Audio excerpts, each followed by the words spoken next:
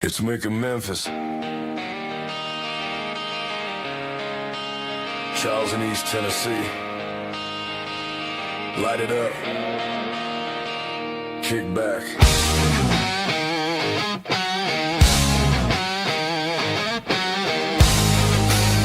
This is the real smoke podcast. 2 mics, 2 chairs, same sky, different air, long ash, slow burn. Every story takes a turn. Thursdays, 8 o'clock. Let the week just unlock. From the leaf to the glass, we're talking good times at last. This is real smoke, real smoke. Turn it up, let it roll. From Memphis down the river to the Knoxville hills, we know real people, real talk. Let the conversation flow. Every Thursday, light it. Listen. Welcome to the Real Smoke Show.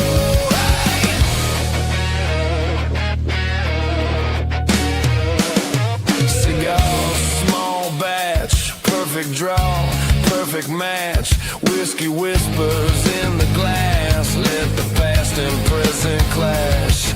Legends, up and comers, late nights, long summers, behind the scenes, on the grind. We're getting into every side. This is real smoke, real smoke. Turn it up, let it roll. From Memphis down the river to the Knoxville hills, we know real people, real talk. Let the conversation flow. Every Thursday, light it. This episode may contain strong language, weak opinions, bad advice, and men speaking confidently about things they only half understand. Statements made should not be considered factual, morally sound, especially if they are drinking. Viewer discretion is advised. Welcome to the Real Smoke Podcast with your hosts, Mick and Charles, the podcast that's all about real people, real cigars, and real smoke. Coming to you live from the Real Smoke Virtual Cigar Lounge, bringing you the best of cigars, whiskey, and all the good times in between.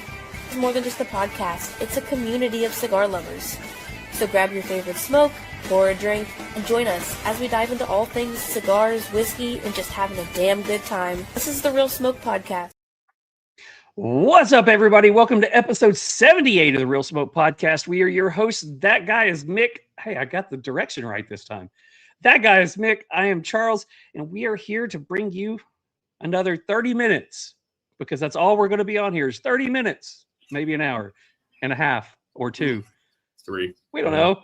Or, hey, if don't you say that. Watch your dirty mouth, sir. Watch your dirty mouth. Last week, they tried to shut us down before we even got started. So, I mean, CIA was watching, bro. Stop. Just Sorry. stop. Was that bird on the wire? Don't talk about it. Don't say it. Okay, I'm cutting you off right now. Before we get things started, let's say hi to everybody over at Cigar Vault. Hey everybody, it's Norm with the Cigar Vault Oakdale, a small boutique shop located outside of Pittsburgh, Pennsylvania in a small town of Oakdale. So we are talking about a brand new cigar to the humidor, not a new brand to the humidor. We've had XIII here from the day we launched, really. And the best part is this is a brand new line that they released at PCA called the Modella line. They released both a Habano and a Connecticut version of this. I smoked this at PCA. It was an absolute dynamite of a stick. Matter of fact, I called Johnny 3 holes from the show floor and I told him, I can't wait for you to try this cigar. 4 puffs in, I placed an order for many, many boxes of this cigar. You do not want to miss out. It's the XIII, Modella, Habano, and Connecticut release. Nice. I'm not sure if I've ever tried anything from him, but if he is speaking that highly of it, maybe we should. We did have their box press, box air. We had that one time. Ah, okay. We did that on the show. Yeah. We did. Cool. Well, I like that one. I enjoyed that one a lot. So maybe we should, we need to reach out to Norm over here and try this one out and maybe even get them on. Absolutely. So what's going on with you this week? Man, not much. Another long work week. Actually preparing for a trip, which is something I didn't really. I should have talked to Jamond in the green room about. Heading to Texas. I'm not sure if he's in Texas right now, but He is. Need to maybe see where he's at down there. Maybe hook up and have a drink, have a cigar. But anyway, I did want to bring up weird stuff. I know you told me not to talk about this last week's episode too much, but So I was posting the shorts on TikTok, and I hate TikTok, but I thought we needed to have one for the show.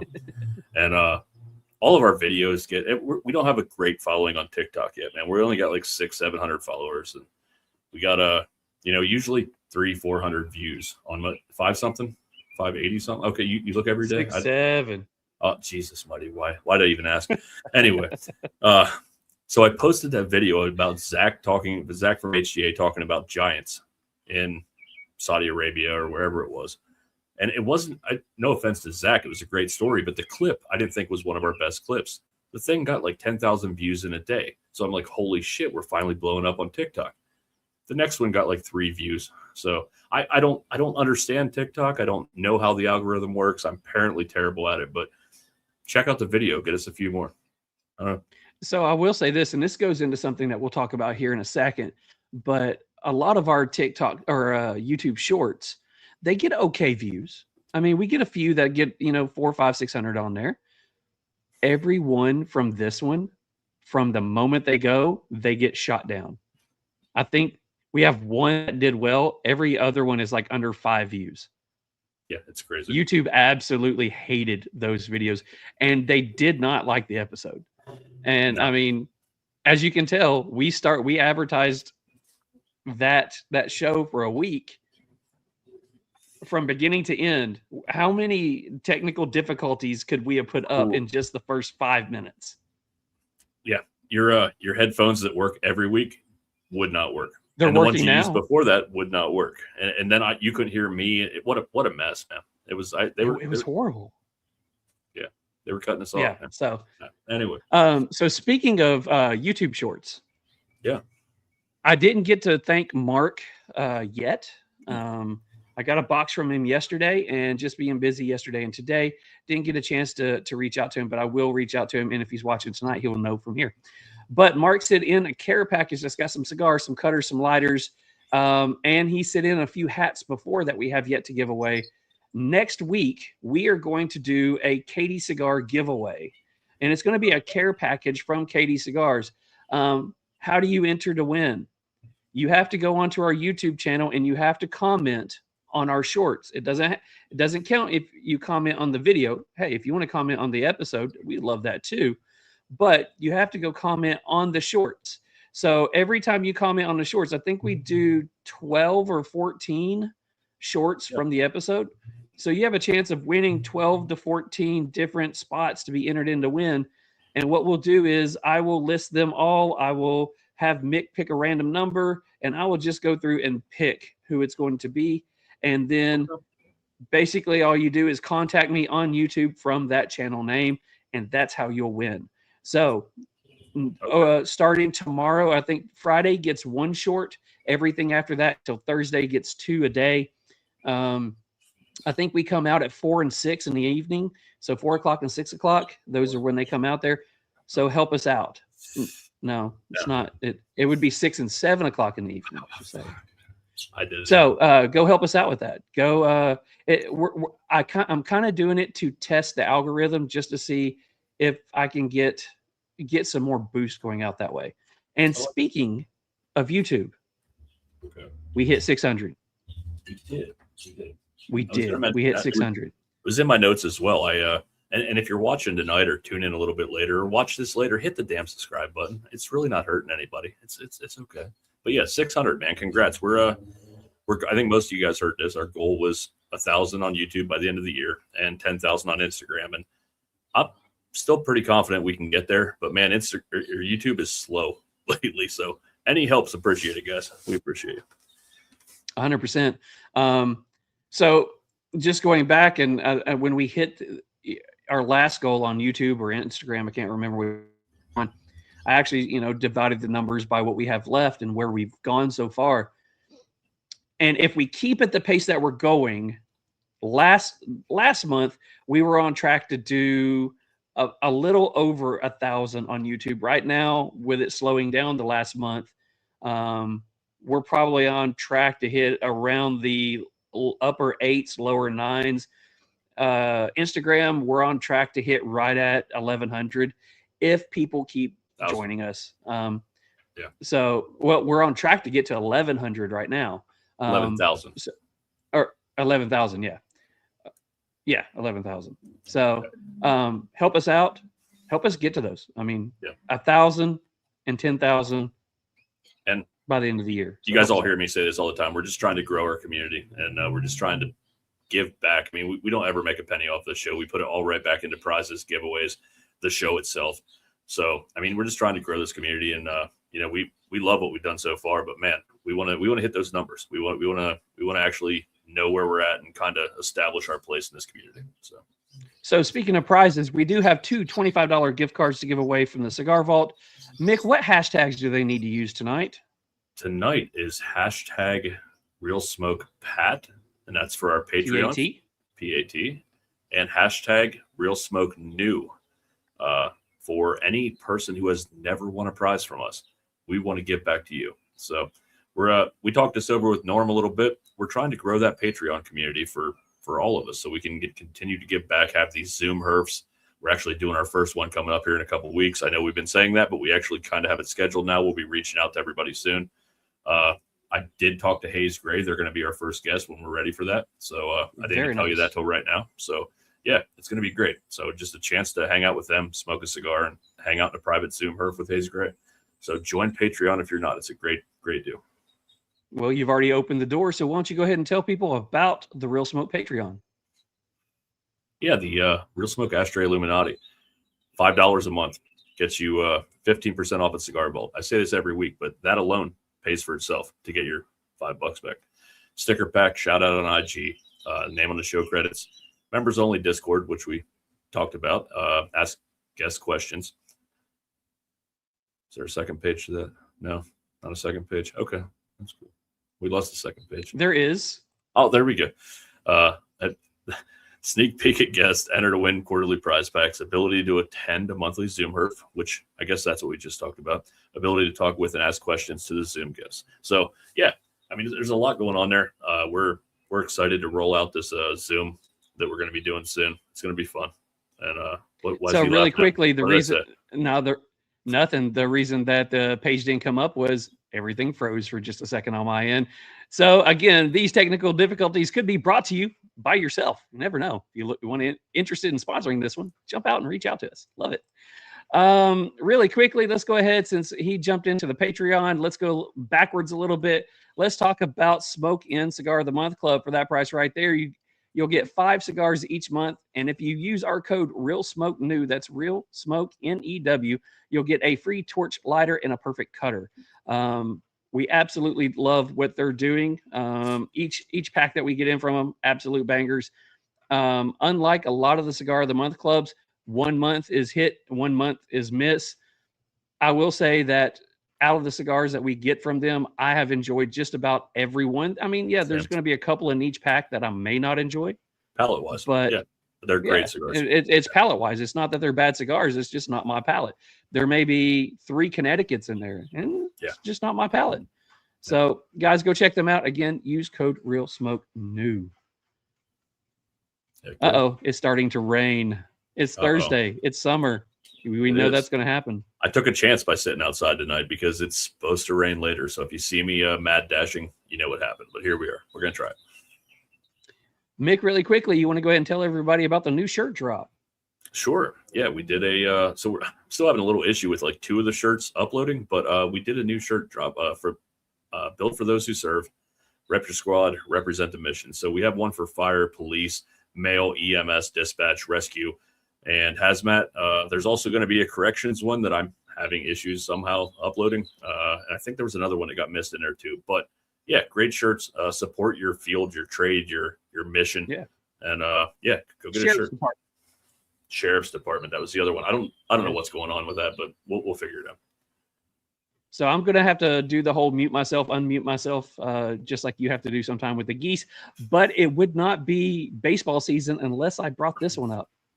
Right now, the Braves are still on top. Best team in baseball, best pitching staff in baseball, best in just about every aspect in baseball. Braves are currently leading 34-16. Mixed team 25-25. They're batting 500 right now. Braves, at the time of the podcast, was up 3-2 against the Marlins. So I haven't been able to check in on it here in the last little bit. I've been a little bit busy, but they're doing pretty decent tonight. Let's see. I do have one thing left to do. Let's go ahead and talk about Real Smoke interviews. Remember, we did start a side little pod on our channel called Real Smoke Interviews. That is where it's all stuff, no fluff. It is just the straight up interview. None of the stuff that you're hearing right now, none of the Meanwhile in Memphis, none of the ads or anything like that. Last week, we do these every other Saturday at 1 o'clock. Last Saturday, we gave you episode 3, and it is the Amanda Bryant. She is the lady, the moonshiner, who is currently on Moonshiners. She was on that podcast, and it was an absolute banger of a show. Great show. So go check that out. Help get some views on that one. Heck yeah. You got anything else for us? Man, I don't think so. We got a cigar we smoked this week, or how do you want to go about that one? Uh-oh. I don't know. Somebody froze. There we go. There you go. See, that could be you one more time. That could be you. We might have somebody for that. We'll talk on that. Anyways, got anything else going on, buddy? No, man. I think I'm good.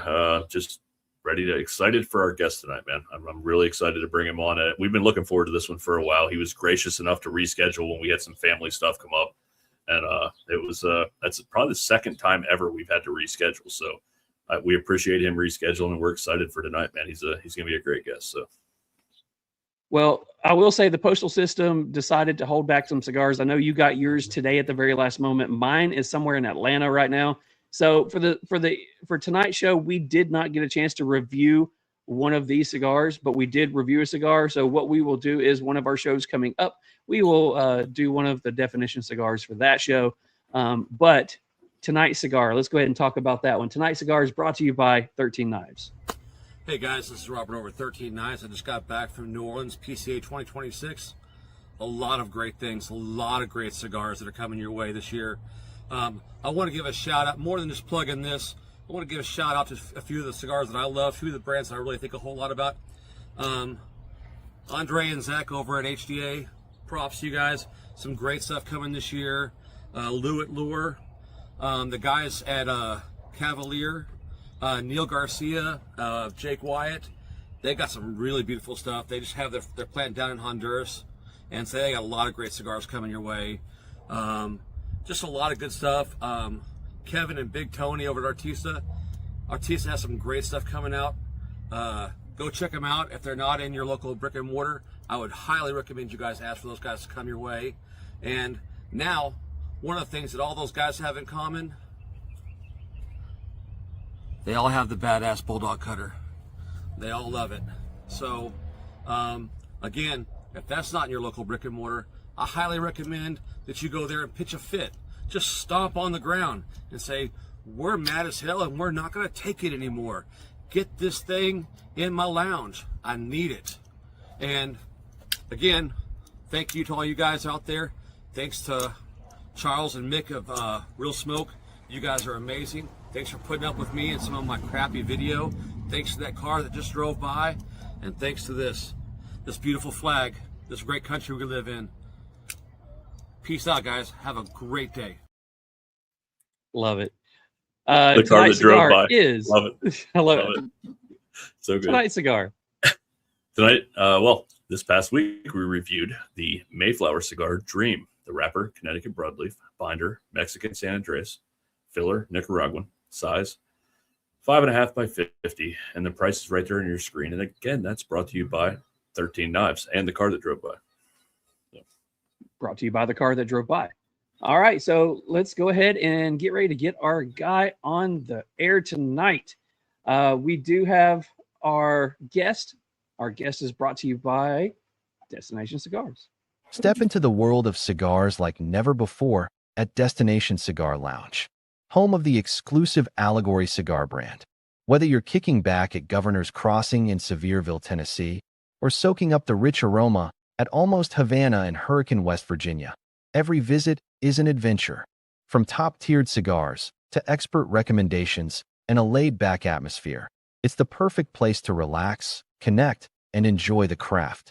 If you are looking for bold and unforgettable flavors, escape to the world of Allegory Cigars. Kick back with the rich Mexican San Andres dividend.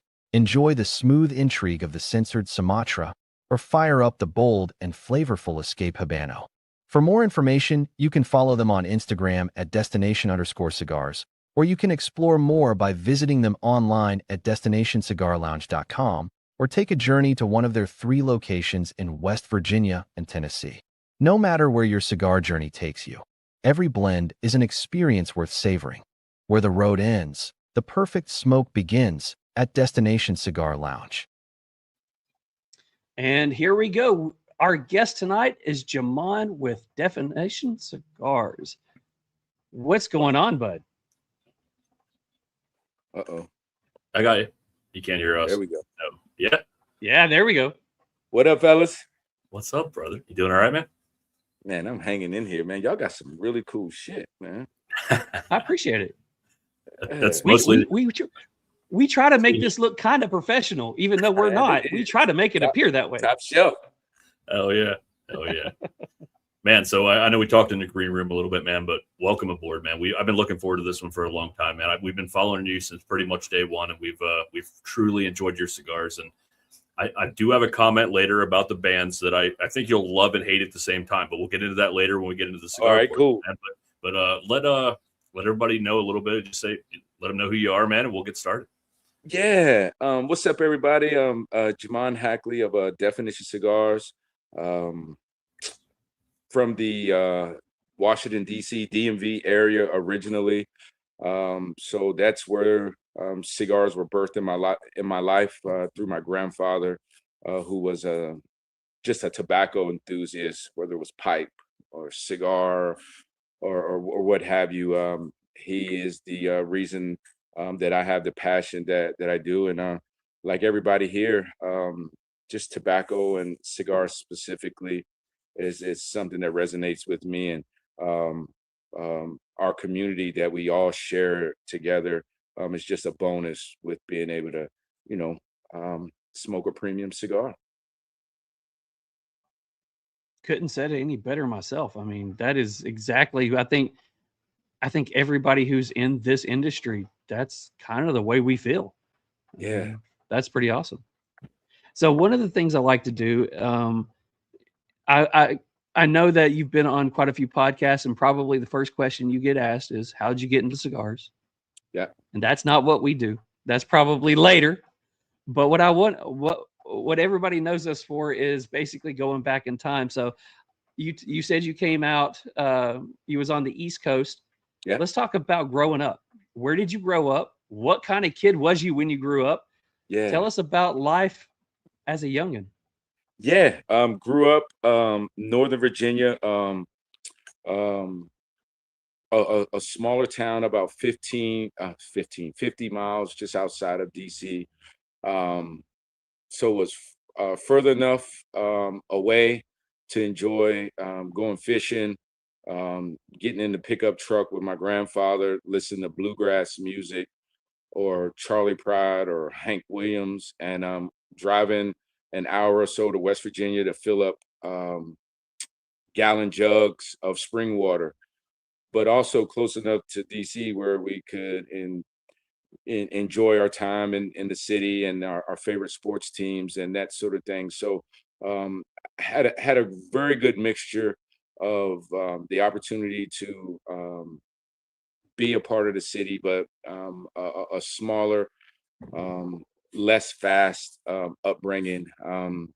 Was raised by my grandparents along with my mom, and I was a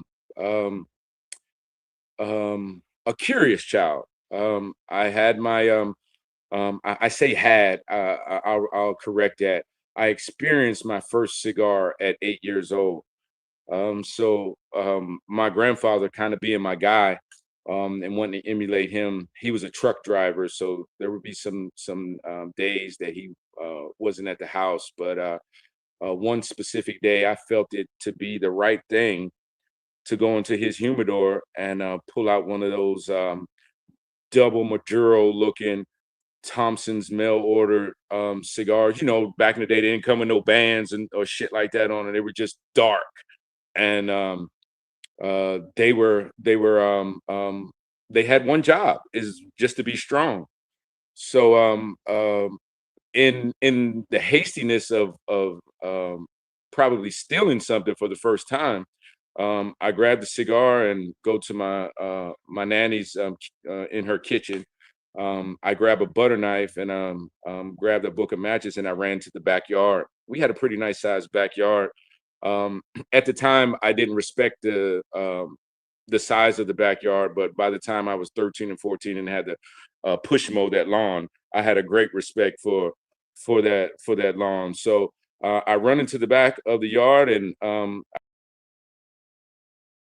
and guys, I took the matches and tried to fire it up, and I did fire it up, and damn near killed myself trying to smoke that cigar, and then had to come up and tell my nanny that I was sick and why I was sick. And then you know, she had me scared to death that she was going to tell my grandfather when he got home, but he found it to be hilarious. And I recall, don't know if it was that same night or that night afterwards. It was kind of a little bit of a icebreaker for us. So my grandmother would go to bed and my grandfather would stay up a little bit late. Being a truck driver, he wasn't ready to go to sleep, and I would hang out with him. And around about that time, I got my first taste of Pabst Blue Ribbon. And he would say, "Don't tell your nanny. Come on over here, boy." And never let me hit that cigar again. But I would steal a taste or two of a little moonshine here and there, a little PBR with my grandfather. So that was kind of my upbringing.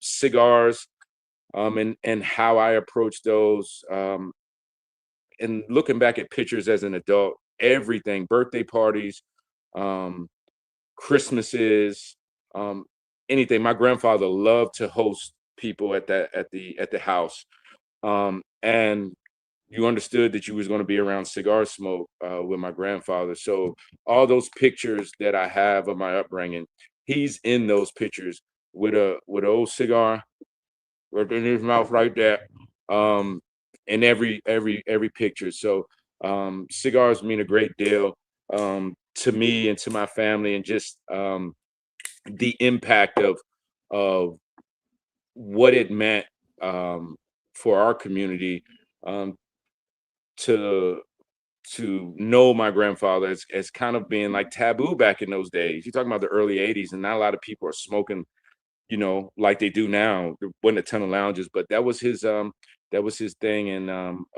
it was kind of his signature. So in growing up around that, there's a certain reverence and family and community and responsibility that we have at Definition Cigars when it comes to cigars and tobacco. Man, you how do you even top that, man? So like I grew up, my dad smoked really terrible cigars growing up. He smoked White Owl demi tips.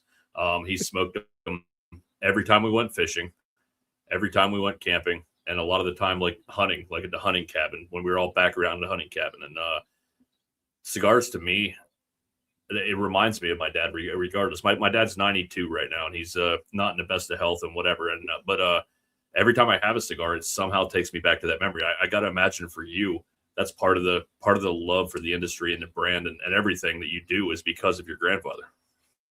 Yeah, absolutely, Mick. I was at PCA doing an interview, and something resonated with me that I never thought. We were going through the names and the stories behind the cigars, and the gentleman said, "Man, Jamond, I think without telling people, you tell people your life story through the cigars that you make." And it just resonated with me because I never realized that, but because of how I was brought up and raised, man, that's all I know to do is to be passionate about it, is to share, because it does mean so much to us, and we hold this as a great honor and a great responsibility, and being a part of this industry. You know, it's a blessing. It's man, it's quite a thing to be chosen to be a part of this, man. So we take everything as it should be. There's no big wins or big losses or small wins, small losses. They're all relative to operating in this space, and we're just so thankful, man. Really, we are. So one of the things, listening to this, and over the past year and a half or so, people's gotten to know a lot about our families, mine and Mick's, and we are very much, whether it's our own personal kids and wives, or whether it's our or parents and things like that. But hearing you talk about that, like with your grandfather and the guy that talked to you at PCA, and talking about, you told your life story through your cigars. One of the things I can, listening to that, people find passion for whatever it is at an early age. And it sounds like, you found passion in, hard work and family when you were a kid. And instead of being a brand owner that comes out there and smacks a label on something and just tries a cigar and says, hey, I'm just going to give it out to people, what makes your cigars good is that you've obviously got a passion for that as well. So if you've got a passion for it, you're not going to put out something that you think is okay. Sure. You're not going to be happy until you put out something that's fantastic. So I like hearing, it's amazing to hear the smaller boutique style brands talk about that passion, because you can listen to all kinds of interviews with some of the bigger guys and you never hear the word passion. Yeah. And that's awesome. Yeah, I So- think. Go ahead, Charles. No, go ahead. I want to finish that one up. I was just going to say, and I think, whereas for us, and it's not to separate one from the other.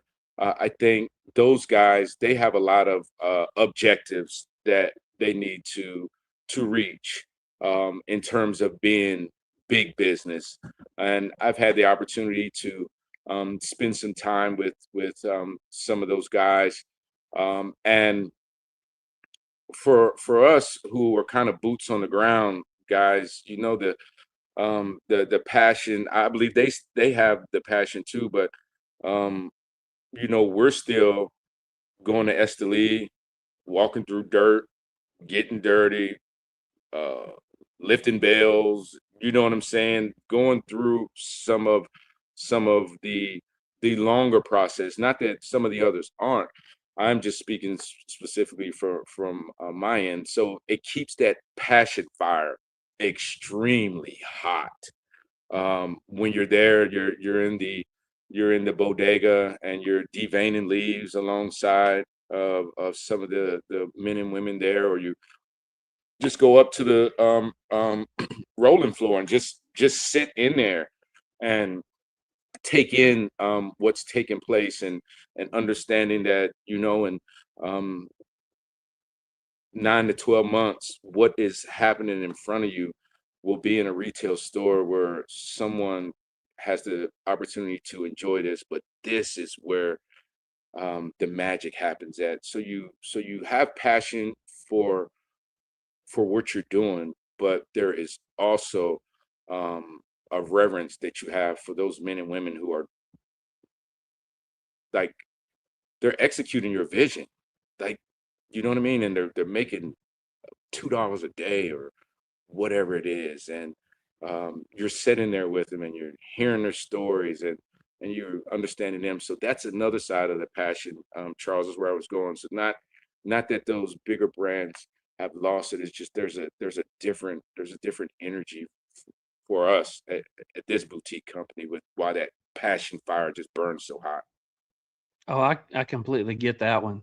I want to ask one final question, going back with your grandfather. So going back to those days and you spending those times with your grandfather and all that, there has to be one experience that you think back that makes you smile, sitting back with all the family in.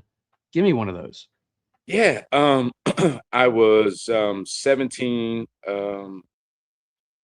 years old, and I had some small level of success as an athlete in high school, and my grandfather was not unlike many old school grandpas or even dads for that instance. Our family name meant something to him. So I had popped in after a basketball game.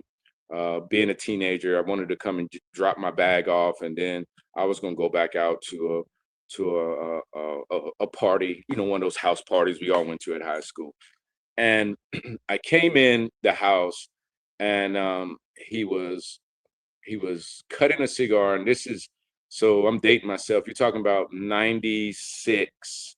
Um, so my grandfather had moved completely early 90s. We were still going to Rite Aid and picking up boxes of Garcia Vegas when it wasn't a horrible cigar, still was shit. But so now he stepped his game up a little bit. But I walked in, Charles, and he was cutting a cigar, and he was lighting it with his Zippo lighter, and he says, I heard them calling our name tonight. So they had broadcasted the game. I heard them calling our name tonight, and it seems that you had a good game. And I said, yes, sir, Granddaddy. And he said, So he just sit back in his chair and finished lighting his cigar. And I'll never forget that story. He wasn't a guy that just told you that I loved you, and he was a man's man. So that was an indication of he was proud. He was happy in that moment. He enjoyed that moment with his cigar. That had to be an amazing moment, man. I wanted to ask, so I guess going back to, as Charles likes to say, we're going to cartwheel backwards for a second here. I always got to ask, did you play sports in school? But you already answered that. What sports did you play? And I'm a sports guy, man. I played a lot of sports growing up, and I love sports, and it's still a big part of my life. And I coached for multiple years, so I was just curious, man. Yeah. I was a basketball guy, Mick, for my entire high school career, and had a cup of coffee at the Division II level. But I had the opportunity to learn real quick that, man, while you love it and have this passion, there's this isn't your thing. So made the most of it, and that journey and that history of what being an athlete and what sports means to me, and how it carved the man that I am, is why one of the latest releases we just put out at PCA has a basketball energy towards it. So that was kind of my game. Nice. So let's talk about later on. So what age were you when you ended up leaving the East Coast? Excellent question. Man, shit. We dig deep around here. Yeah, this is a great question. I was 27. I officially left the East Coast and moved to Columbus, Ohio. What made you decide to leave? So opportunity. My career was in the logistics field, supply chain. So more specifically, operations, and being around trucks and trailers with my grandfather as a kid, it became second nature to me, the terminology, the understanding of things. But unbeknownst to myself, I have an operational mind.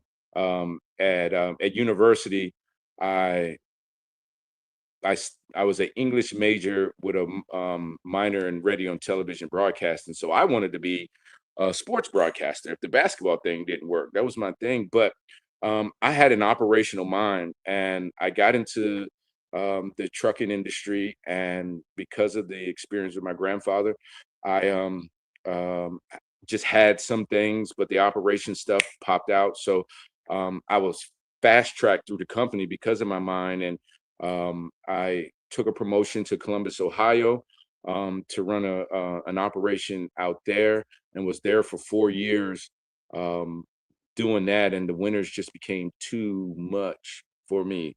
You guys know where you at around about late October, early November. You don't see the sun again until maybe March. It's just gray.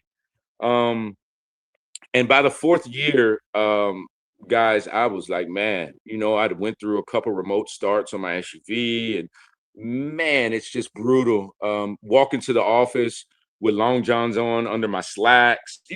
I know you guys know all of this stuff I'm talking about. Only us people who lived in the Midwest, so you guys born and raised, understand these things. And at the end of 4 years, I took an additional promotion here to Texas.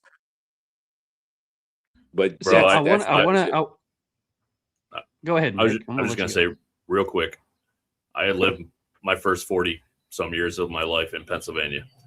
I moved to Memphis, Tennessee, and Memphis gets a bad rap, man. It's actually a pretty great place. I love this place, man. There's a lot of great culture and history and everything here. It's amazing. And the food scene, the beer scene. Anyway, I've fallen in love with it. However, just got my next promotion, and I'm probably headed back to Pennsylvania. And man, those winters, I don't, but I have to for my career. But damn, bro, it is what it is. But man, I do not want to go back to that winter, dude. It's 7-8 months of fucking terrible weather. It's just terrible. Man, it is awful. Anyway, dude, the greatest thing about it, though. I feel you, though. I feel you 100%.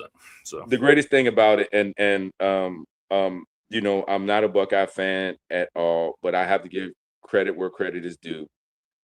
There is nothing like an OSU tailgate, bro. I am a Penn State fan, so I've never been, so I can't say anything. If you want to come to Pennsylvania to do a whiteout game, I got you, bro. Let me know. I got you. Okay, we'll do it, man. So you were talking that you went to college. You went to college for broadcasting. Yeah. So when I talk to other people, one of the side gigs that I used to do for a while, I used to be the announcer for events. So, listening to some of the broadcasters growing up, whether it was Skip Carey or, for the Braves and things like that, or the Cubs, they had some very famous broadcasters with very distinct voices. If you were going into broadcasting, you had to have somebody growing up that you listened to and said, I want to be that guy. Yeah. So, I don't know if you guys remember. You remember back in the day, TBS, and the Atlanta Hawks were one of the first basketball teams that it was nationally syndicated. You know what I mean? Yeah, there was no NBC because of Ted Turner and TBS. Because of Ted Turner, man. So Ernie Johnson, back then was always been a favorite of mine. And then locally, we had Phil Chenier for the Bullets and Steve Buckhands. And man, those guys were just, they were local guys for us. So man, I just resonated with those guys, and being a kid, being able to go to the games. So, you're able to kind of, have an energy with those guys. But the more well-known one would be Ernie back in the day on those TBS days, man. He's a favorite. That's the reason that they call the Braves like America's team, because Ted Turner was able to get the Braves and the Hawks everywhere. It didn't matter if you were in Los Angeles or if you were in DC, you would be able to watch one of those games on TBS. And absolutely. Growing up, I moved around to so many different states, from Florida, Kentucky, South Carolina, Tennessee. It didn't matter where I was at. I knew at 7:05 every night 100% during baseball 7:05, Charles. 7:05. 7:05. I could go lay on the couch and watch a Braves game, and when it's basketball season, I could go watch Atlanta. So I mean, I get it. It was Skip Carey for the Braves, and it was Ernie for the Hawks, and they had a voice and a way of telling the game that you couldn't beat. 100%. 100%. And you had Harry Carey. WGN always had the Cubs game. Right. So got to watch and you got to listen to Harry Carey on there. By the seventh inning, he was drunk off his stump. Absolutely. Trying to announce a ball game. I know neither one of you guys care. I know neither one of you guys care about the Phillies, but Harry Callis, man, is the reason I'm still a Phillies. I hate the city of Philadelphia, honestly, besides the Phillies. My dad's favorite team growing up was the Phillies. We'd listen to Harry and Whitey on AM radio. That's dope. And that's why I'm still a Phillies fan to this day. But everything else in the city, it is what it is. But I've had some great times there. But But yeah, man, Harry Callis and Whitey Ashburn, man, on AM radio is always That's going to be a awesome. part of my memory, man. So it's amazing. Yeah. That's cool. So let's move on. You're in Ohio. You're going out to Texas. So what's it like moving from, you're in the DC area, you go up to Ohio. It's gotta be a little bit different going into Texas. Tell us Oh about my that. goodness. I mean, oh, Charles, man, it's the best way I can tell you. I leave Ohio the morning of January 13th, let's say. It's snowing. So we get to Texas on the morning of the 15th. We stopped around West Memphis and got some rest, got some food, and kind of slow played it from there. But coming to Texas January 15th, it is 80 degrees outside in January. So, bro, I went from this thick blood that my body had, built itself up to needing to have in Ohio, man, to getting down here to Texas. And bro, there was not enough clothes for me to not wear to be able to, man, that first year was brutal from a weather perspective, man. Like I couldn't do it. I had some people invite them over to my house, and they're like, "Man, Jamond, why ain't the air conditioning on?" I'm like, bro, man, like I'm trying to figure my shit out right now, and I'm hot, and then I'm too cold, and then I'm like, man, that first year was game changing, Charles, and being here in Texas. But the people here, they're more friendly than us Midwest East Coast folks. I came down here and I'm like, why in the fuck is this person holding the door open for me? What's his deal? You know what I mean? And not that I've ever been an asshole, but man, I grew up on the East Coast, and Columbus isn't so far Midwest that you don't still have some of the same type of like characteristics of people.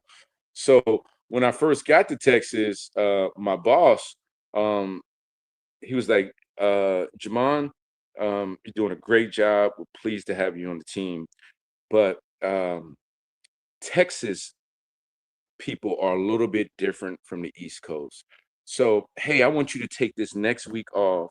We're going to send you to this class so that you can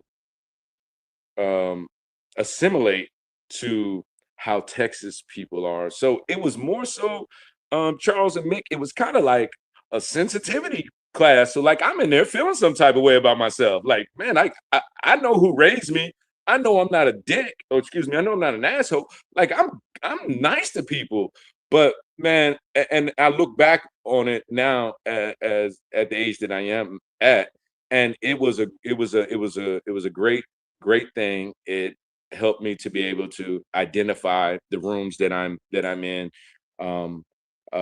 and how I'm received by some, just based on energy and based on where they're from and understanding those sorts of things. But yeah, man, it was a little bit of a just a change for me all around. So I've got a lot of family that's from the upper Virginia and Detroit, Michigan area.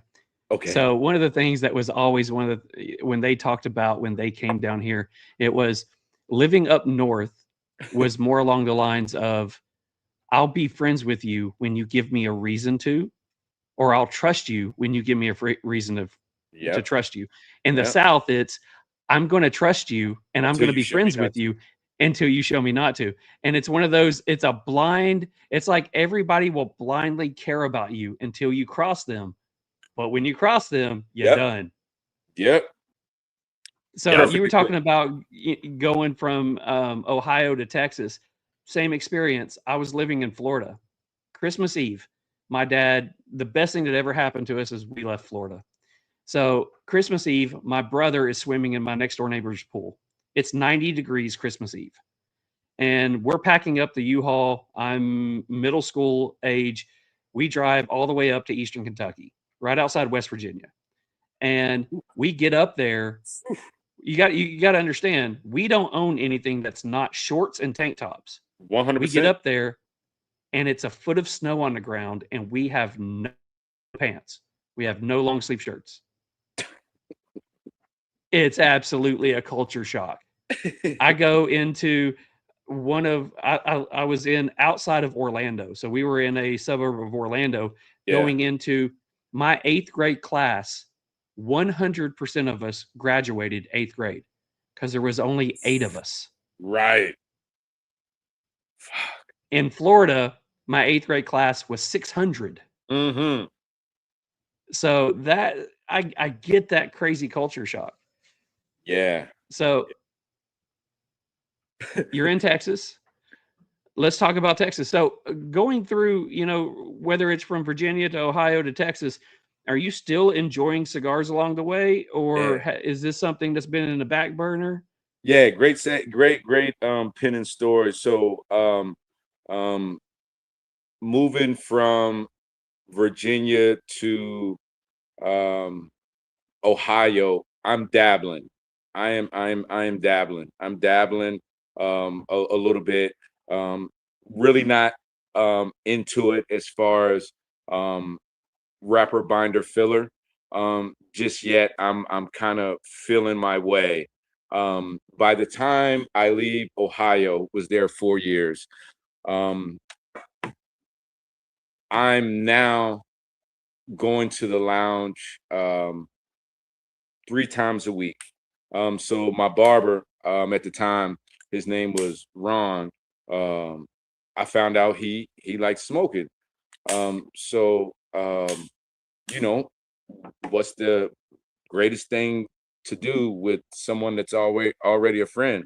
Have a cigar with him. So we became real close inside of that, man. And started, doing things. You would get the homeboy call. Hey, Jamond, we pulling up to such and such tonight. You rolling? So you know what I mean? We became buddies. And when I left, I brought that.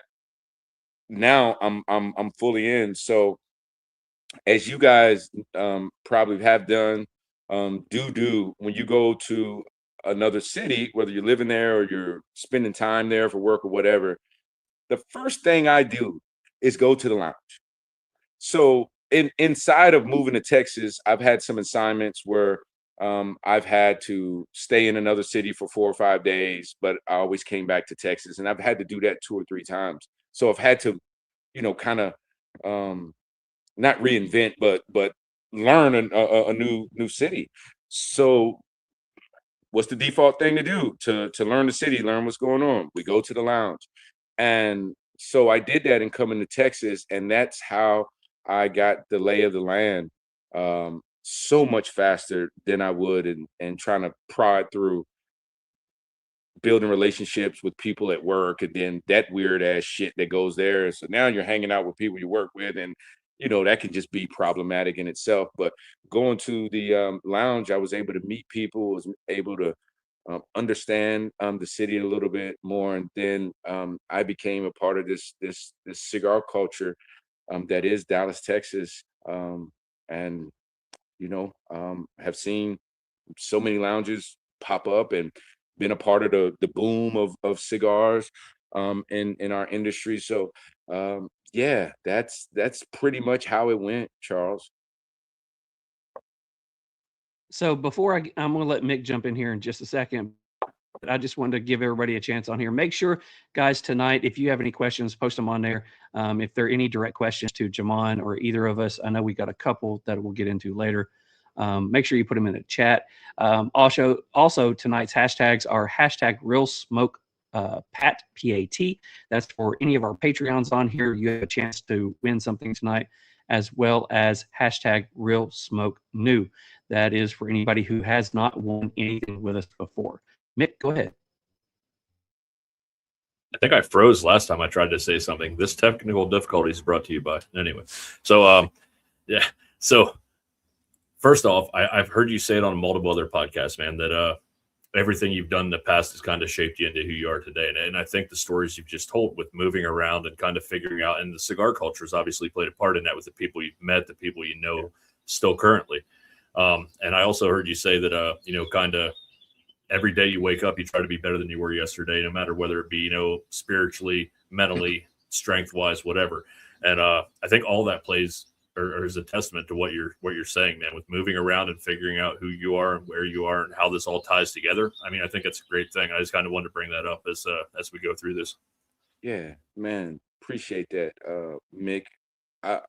So I was, it all started. I grew up in the church, and I played the drums in the church, and that enabled me to um, do some really cool things in terms of some artists that I was able to play with. But um, foundationally, my family has always believed in where our true strength, guidance, and leadership in our lives come from, and that's always been something that I hold true unapologetically. Um, is I am a faith-based man who um, really leans and ask and desires leadership from my Lord and Savior. So that is something that is important to me. And for each day that I do have the opportunity to be a part of the cigar culture and just life, I just want to be a little bit better than I was the day before.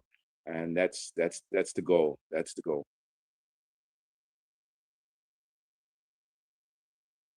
I couldn't agree more, man. I'll just finish that off by saying that's what we try to do with this show. That's what we try to do in our daily lives. That's what I try to do in my career. I know Charles is the same, man. That's all you can ask for, man. We wake up every day and strive to be better than we were yesterday. And it doesn't matter what you're doing, man. If you're built anything like I am, you're never happy with how it was. You want to There it continue is. being better. So Yes, sir. yeah, man.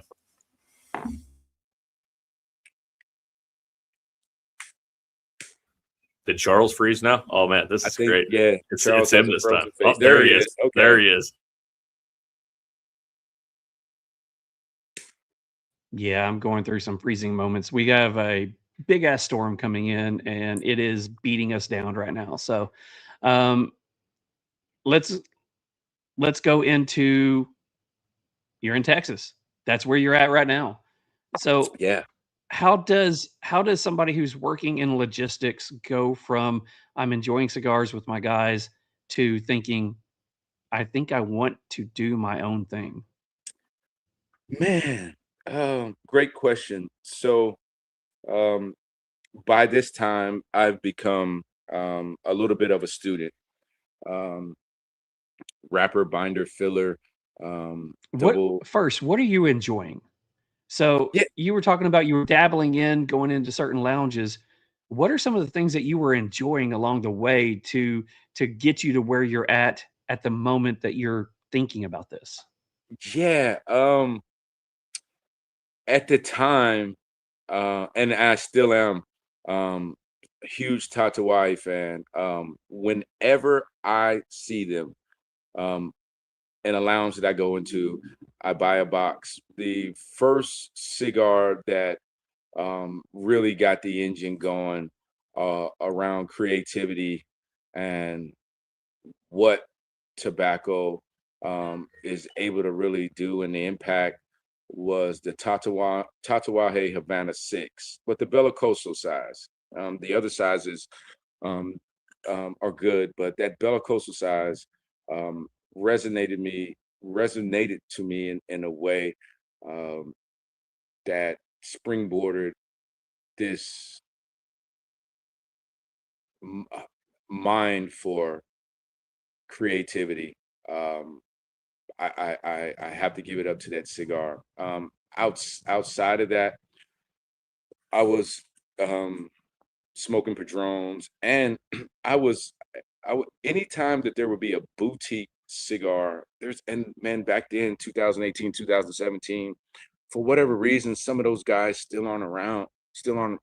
And man, there was some great shit coming out then. And man, I had gotten on this search to find this specific profile, Charles. So in that period of time, I'm just grabbing anything really that was new or that was kind of hot, or just wanting to see like what are these dudes So doing? looking back at it now, what was that profile that you were looking for?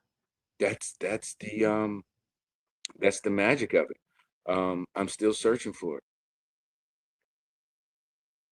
Very I'm nice. still searching for it. So that's the never-ending quest, I believe, that I'm on. But until I do, I'm enjoying the hell out of myself. That's how we feel about this show, man. We get to try great shit every week and meet great people and talk to great people, and we've had some absolutely effing amazing cigars on this show.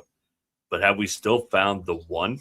Probably not. You know, I mean, we're still that's why we do this. We're still looking for that one that just says, "Holy shit, this is the one."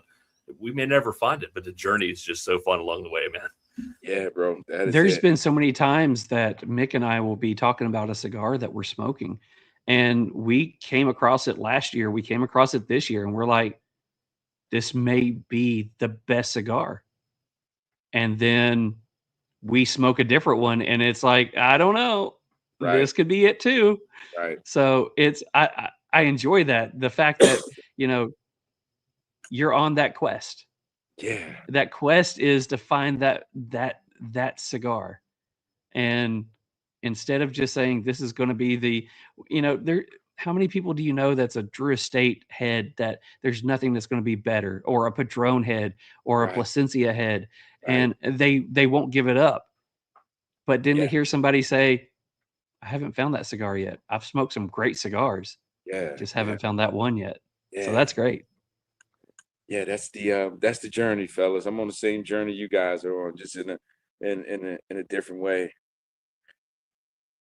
And like I when I have the opportunity, I tell I tell folks who care to listen that when you're in Esteli, yeah, you have Placencia, you have Perdomo, you have Drew Estate, you have all of those guys, AJ. But specifically when you talk about Nicaragua, the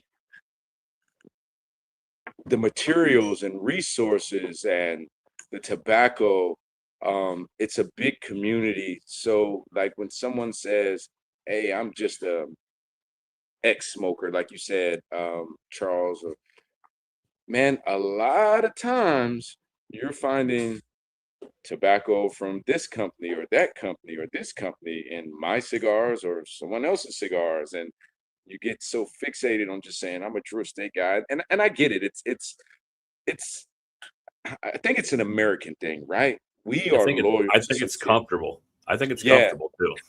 Well, you can tell somebody, who's your favorite football team? They say such and such team, and it'll almost come to blows over some shit that we're not getting paid for. And I think there's a little bit of that comes into place with cigars as well. You're like, man, dude, it's really not that serious. If you like Drew Estate, cool, that's fine. Great smokes. It becomes that first true love. It's that cigar that hit that point. It's that cigar that touched that spot inside you that you're like, nothing will ever top this. I'm not going to go past this. I will always love this. I mean, There was a point that I was at that. There was a brand that is still really close to my heart that, anytime that something comes out, I'm the first one to try it. Sure. But at the same time, I'm also now got to the point to where it's like, I sit back and I try and go, that's just not really that good. Right. You have perspective now. Yeah. Yeah. What was you going to say, Mick? No, I think people get comfortable too. I think people get comfortable in the wheelhouse they're in, and they don't like to get outside of that wheelhouse. I mean, and that's not just with cigars. That's anything. If you're not willing to step off that ledge a little bit, you're never going to get anywhere.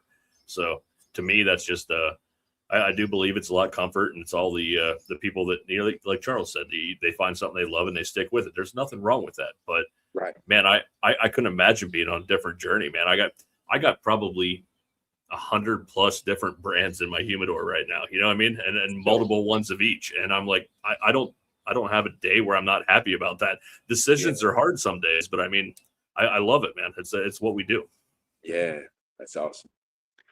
So let's talk about, I know I cut you off when I asked you about, what brands you were smoking. So let's go. How did you decide that I'm enjoying all these cigars? I'm here in Texas. I think I'm going to do this. It started out from a place of an unfortunate place. It was never on the radar, Charles. Never on the radar.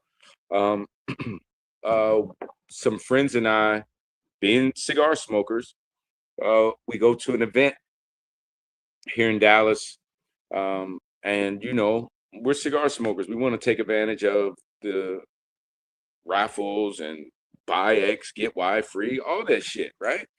And we all love the brand. So had a buddy that had 5 tickets. I had 6 tickets. Another buddy had X amount of tickets. So right, the event's from 5 to 9. It gets about 9:15. We know how it goes. Been there, done that. Got the T-shirt. So we just make a small ask. Hey, what time are you doing the raffles? And the guy comes back and says, here in a few minutes. So it's about 9:45. So we had planned the night 5 to 9. We're gonna do the cigar event. We're out of there about 10. We're gonna hit the club. And this particular club had a huge patio area where you could still enjoy the band that was playing inside, and you could smoke the cigars. So we loaded up for it. We're ready to go. Hey, we got tickets. Maybe we'll win some shit. So it got to be around at 10 o'clock, and we was like, well, damn, screw it. We just left, right? But as you guys know, in a cigar lounge, because I'm not sitting at that table with that group of guys over there, don't mean that we don't know each other, So we get to going down the road. We haven't even got to the interstate yet. We're in close proximity. And one of the homies calls and says, hey man, this cat waited until y'all leave to do the raffles. So, everybody has bad energy now. Like, fuck them. We feeling some type of way. So the next day in the lounge, man, somebody throws some bullshit up in the air. And somebody like us, man, should start their own cigar company. So initially, in that brain trust of coming up with that, it was a group of us and coming up with ideas and ideologies of how we're going to approach this. But in my travels and this now cigar travel, this journey that I'm on and going to these different cities and parking my ass in a lounge, I get to meet people. So met a gentleman. We exchanged numbers that was of Spanish descent. He had a factory at the time in DR, but also had tentacles in Esteli. And I've never been a huge DR tobacco fan. I just don't work with it well. But I placed a call, and one thing led to another. Was an initial connection here. And I'll put a pin in the story. Back then, when this company was started, it wasn't as easy to have access to Nicaraguan tobacco as it is now. You had to have the pass back in 17 and 18. There just wasn't doors open to come in. So we went through a little bit of a process, but ended up forming the company in May of 2018.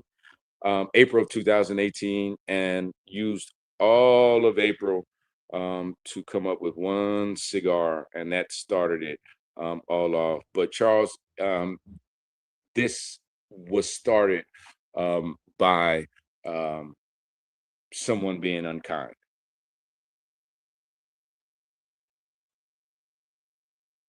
Yeah, man. I did hear this story on a different podcast, and I'm not ever going to ask you to out anybody, but we need to know someday off air. I'm just saying. But man, it sucks that it has to come to that. We've all been there where we've had that moment where we're like, yep, screw these guys. You know, I mean, and I Yeah. love that you took that and made it into passion. I mean, we talk passion many times in this show, and I guess from that moment, when you guys decided you were doing this, I mean, where did it go? You said you made that first cigar, and Yeah. you obviously are you, and I know you don't really disclose where all your cigars are made and all that, but Yeah. where did it go from there? I mean, obviously it continued to grow, and you guys continued to work with the same company. Yeah. So no. So it's a factory that is no longer they're no longer producing cigars now, and probably tell you a few reasons why off air.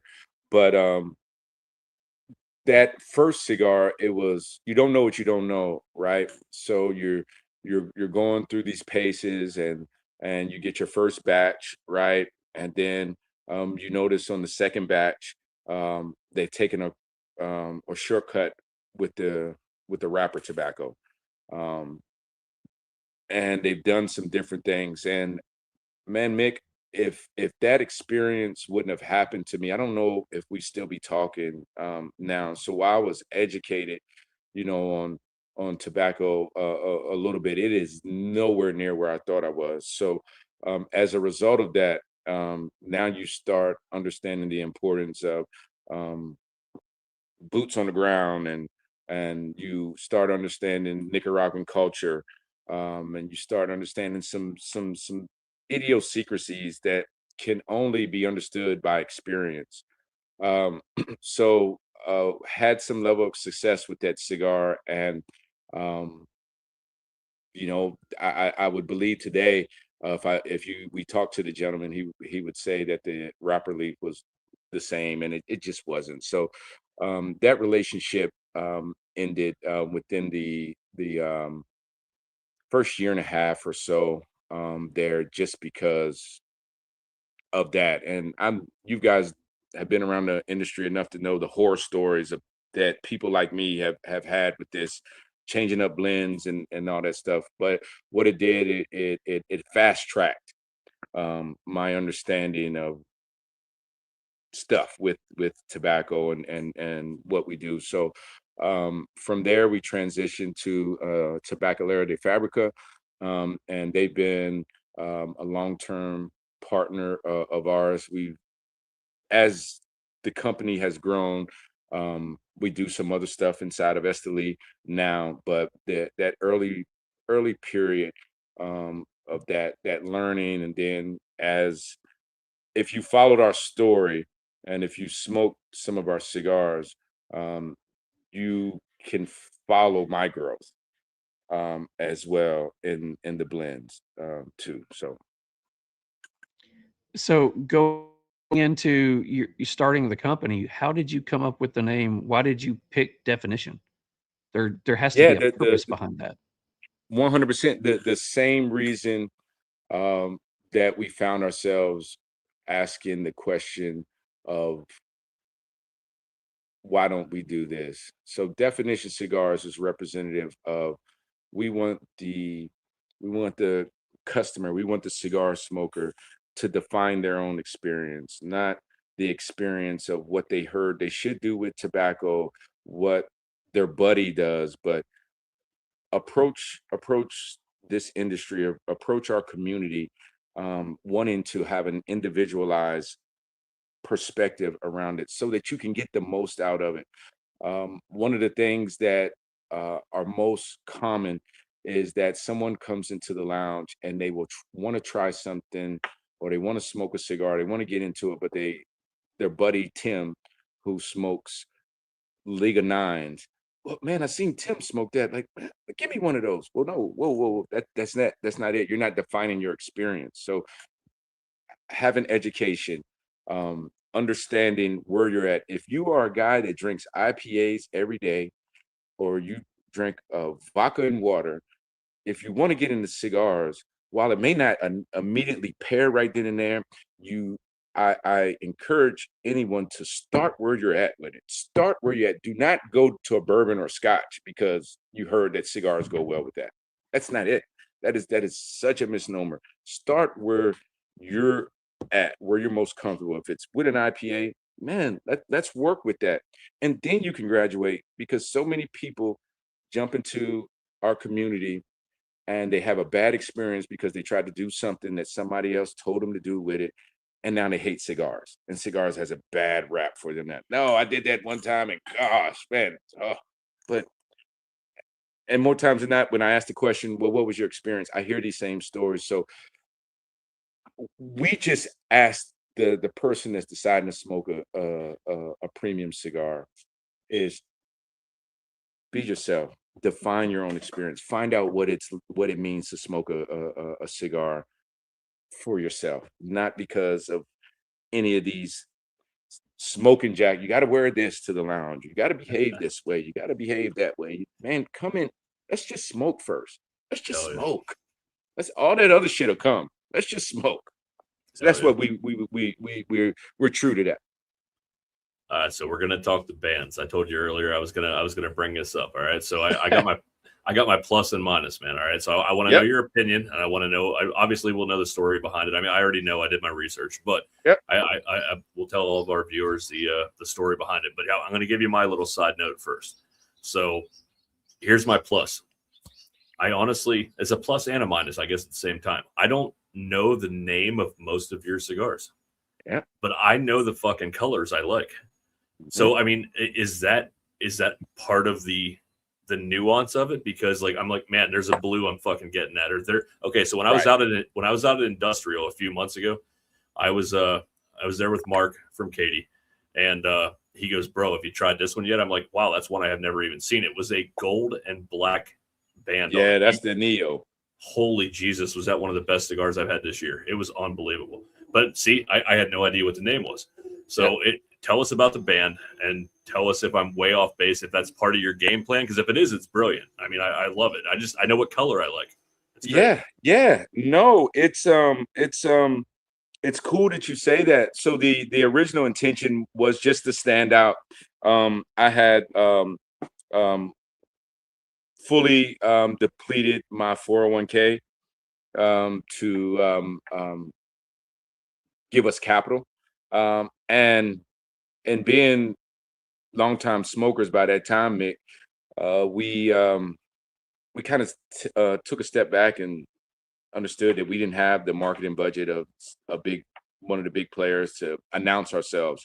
So the most common thing that you see in a lounge is a lot of beautiful bands, a lot of beautiful boxes and that sort of thing, but they're all in the same wheelhouse. So our thought was, gimmicky or not, was that maybe because this looks different and maybe this is interesting to you, maybe you give us a try. It's the old adage that all of us do. We go to a restaurant, that's why they put pictures in fucking menus. So you look at it and like, oh shit, that looks good. I gotta try that. Bang. So that was kind of our energy, was to say that, man, if someone wants to try something new, something looks different, that after doing so, that we hope that they would enjoy the cigar. And at this time, Mick, and there's been significant changes in our industry that has driven price in different ways, and that's a whole fucking segment that we can get into. But back then, we were at $9.50 a stick, and this was like good fucking tobacco. Sun grown, Habano, Nicaraguan binder and filler.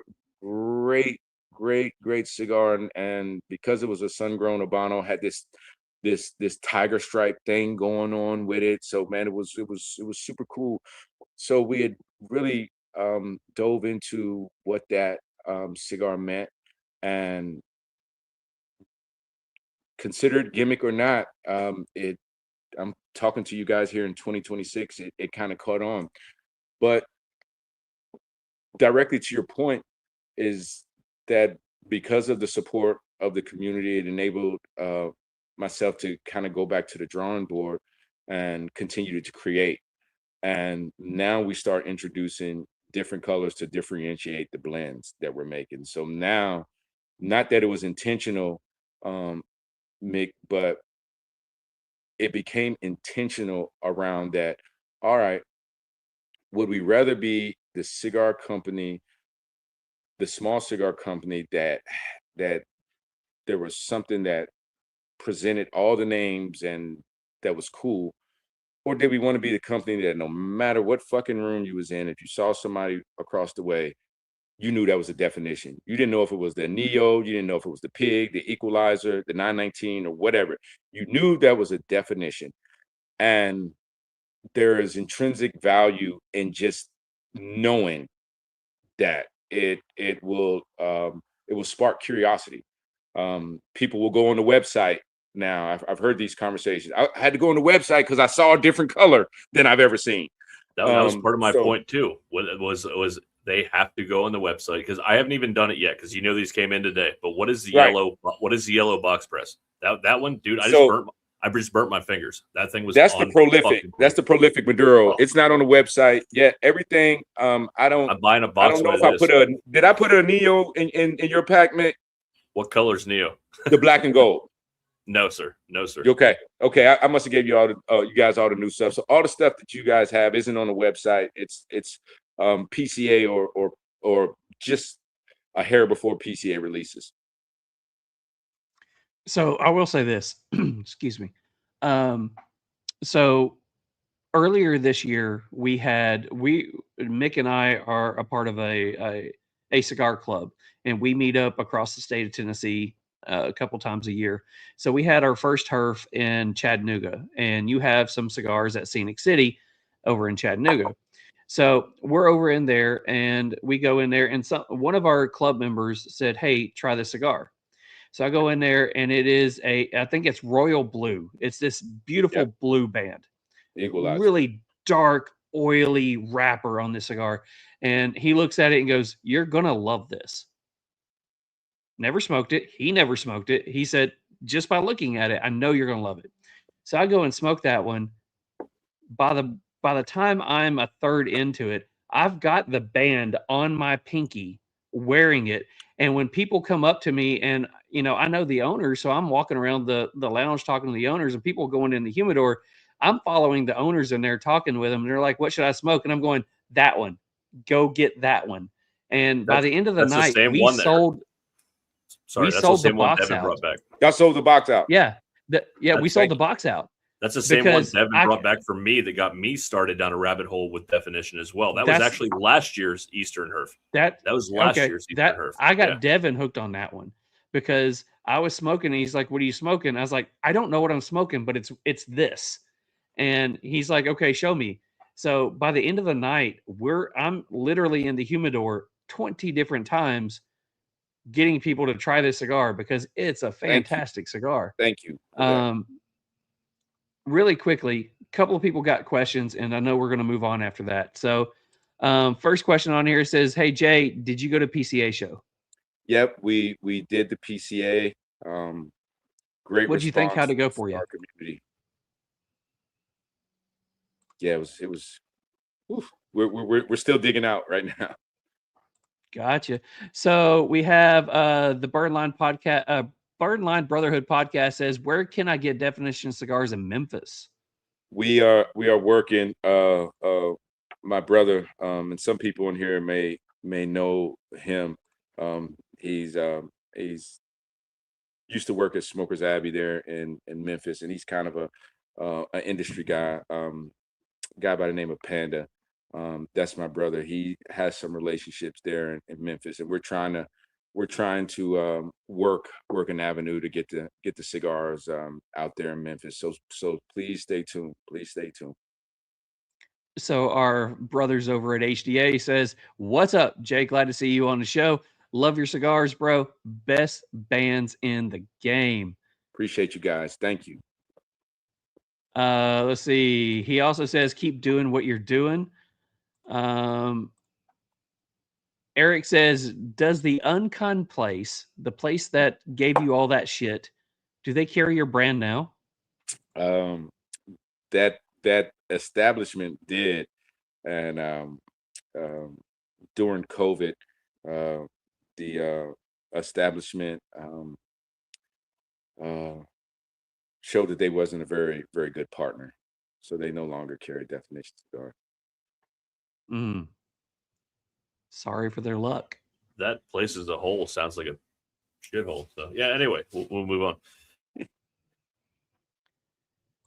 Let's see. Smoking Sicilian says, I may have missed it anywhere online since I know not in Michigan. Can people buy your stuff online since he can't get them in Michigan? Yeah, on right under my nameplate there's the company website there. There's in respect to Mick and Charles and their relationships inside of our industry. I won't disclose some of the other No, go for it. places. Please do. No. But if you want to find them, Definition Cigars is an avenue that you can find them. But there are other your online companies that are kind of popular in our industry that has them as well. But if you want to go straight to Definition Cigars, they'll come straight from our warehouse out to you. Yeah. So, Mick, this question goes to you really quickly. Within 78 episodes, when somebody's been given a chance to say where they can get their cigars, how many people have not, out of common courtesy and respect, not given some other I told you I online love place? this guy, man. But honestly, you can if you want. Class How about act. this? So Goodness. yeah, okay. How about this? So when we do the post-show promos, I'll tag you in it, and if you want, in one of the comments, you can put some of the other retailers, and then anyone can look at that, and it's helping both of us out. We're good. Okay. I will say this: people in the chat are already posting where they can find them. I won't post that on there because I'm going to follow his lead. I love the way he's doing this. Last one from the comments on here says, Jay, Smoking Thompson, he is our brother from New Zealand. He says, Jay, is Gen 413 based around Cain and Abel's story? Really enjoyed it when I smoked it recently. Man, the Smoking Psalmist. I am thank you for the question, first off. The Gen 413 is a project that I never wanted to have to make. I lost my mom in 2022, November 2022, and not that it was something that was tragic, where it wasn't expected, but we went through. She was sick, and we went through something. And I mean, while you kind of work through stuff, you go to doctors, and you kind of like blah blah blah, that shit.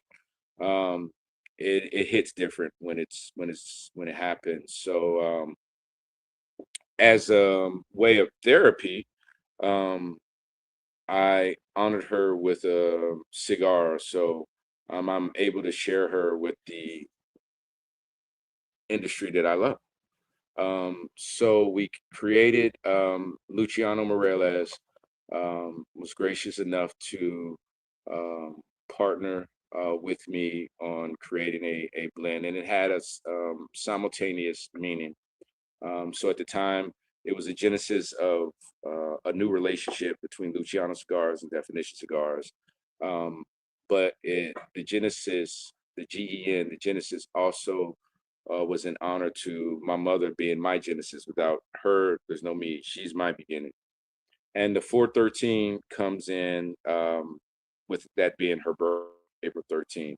And as a small touch to our family's faith, how she and my grandparents raised me, and the label on it, I don't know if you can see it on my shirt, we put a gold cross in between the G and the E, just to highlight those things that were her. So that's what that cigar is about. It's not about the Cain and Abel story that you find in Genesis chapter 4, verse 13. It's while it has a biblical connotation, not in that way.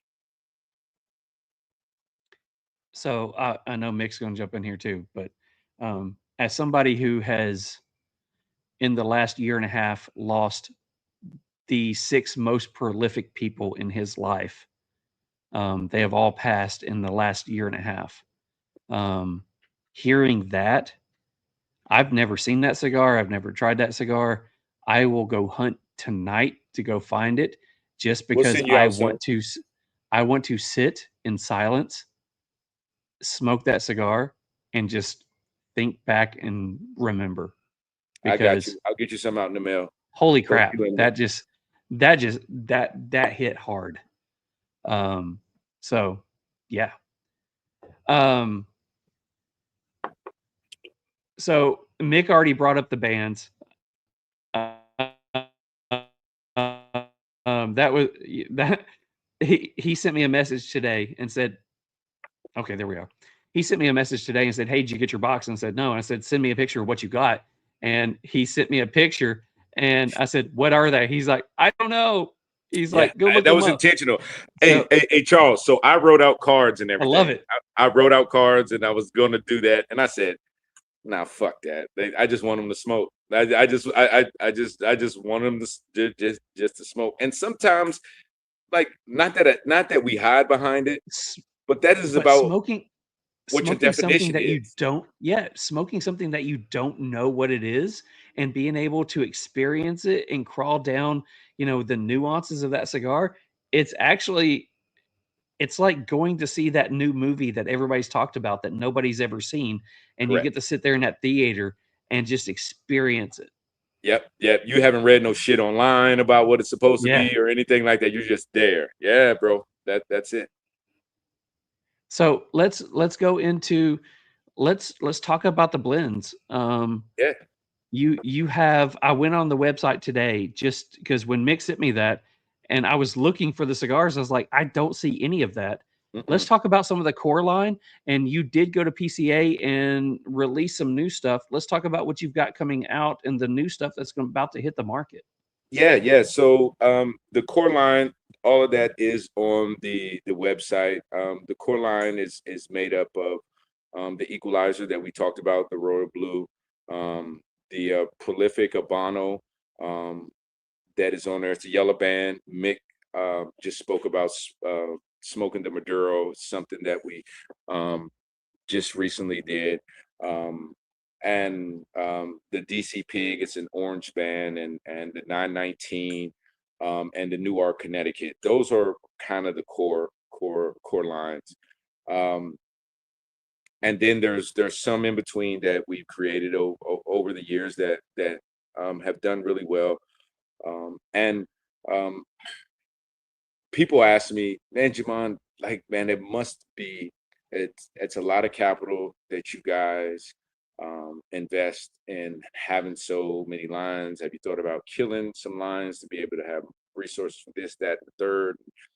And my response is, no, we're invested in the cigar community, because how do you have a company called Definition Cigars when you don't allow people to identify what's their definition? The lines of definition from Connecticut all the way up to our full body stuff, and there in between. If you go into a lounge or you go into multiple lounges and you do a poll, I think you may have some that are favorites that are more popular, that some of the stuff that's gotten some notoriety from publications and from the community. But you will find this group of people that says, this is my definition. This is my definition. This and this and this and this. And the numbers say so. We don't have any of our Vitolas that there is just this exponential drop off to the next one. It's really like cigar smokers. You go into a lounge and somebody's smoking this today and they're smoking that today, or you go to this part of the country and you may notice that they lean towards this way or that way. So we that's important for us to offer that to the cigar community. So I say all that to say that in the early part, while still working for a corporate job, our company was blessed and fortunate to survive COVID. And I think the reason why we were survive COVID is that during that time where we was all sitting still, and I'm having a corporate job, but I'm working remote, and I was able to take these COVID flights and create cigars. The factory obviously isn't open at full capacity, so tobacco had to go somewhere. Why not this fucking guy here? Let's roll the dice on this dude. So we was able to do some cool stuff and not have to spend as much money as we would have if the world was still living. And again, not getting super religious, but we found something in there, and leaning on our faith to be able to guide us through that period of time. And as a result, because everybody was sitting at home and we're still kind of operating in the shadows, you hit the old Definition Cigar page, and after you've done 20 herfs on your podcast, you find yourself at number 25, the Definition Cigars. Let's see what the fuck these guys got to say. And we talk and share our stories, share the passion. And by the way, check out the website. We got a couple Vitolas on there and people picking up packs, and that's how the momentum started coming out of COVID, where we start hitting the pavement. Obviously, here in Texas, the state never damn closed. We were still in cigar lounges and shit, but we were able to even build some momentum inside of that, Charles. So long answer to your question, but that's it. And that's awesome. You've obviously made your place, and everything happens for a reason. I don't care what you believe anywhere in life, man. Everything happens for a reason. Sure. And it seems like you took the most out of that opportunity, man, and just ran with it. So good for you, man. I'm going to say this one more time. This yellow one, when it does hit the shelves, I got a box with my name on it, man. Everybody on the show knows I'm a box press guy. Okay. I'm not saying this because you're sitting in front of me. This is one of my favorites I've had. So the Red Meat Lovers is one of my favorite cigars ever. This one is with it or above it. It's unfucking believable. It's unbelievable. It's very no comparable. way. It's very wow. Dude, it's rich. I literally burnt my fingers this thing, man. So props to you. Keep them coming, bro. This is awesome. Yeah. So yeah. one of the things I want to say, going back to what you just said, you were talking about some of the people that come up to you and said, how are you not going to put what the cigar is, the name on there? How can they find their definition? The pure thing of finding your definition is being able to go out there and experience a cigar, not knowing what it is, and realizing that I have looked at the specs on this cigar for so long and I've downplayed it, not wanted it, but now I've tried it and realized that is one of my favorite cigars. So by smoking this cigar, not knowing what you're smoking, you just literally found the definition of what you enjoy. Absolutely. And like we were on the beginning side of being the one of the boutique brands that on our boxes, the placard that's on our boxes, we give you wrapper, binder, and filler. That in 2019, 2020, there wasn't a ton of people comfortable in doing that. And that was part of the definition. So if you said that, man, I like Nicaraguan tobacco, okay. A lot of times you ask somebody what cigar that you like that has Nicaraguan tobacco, and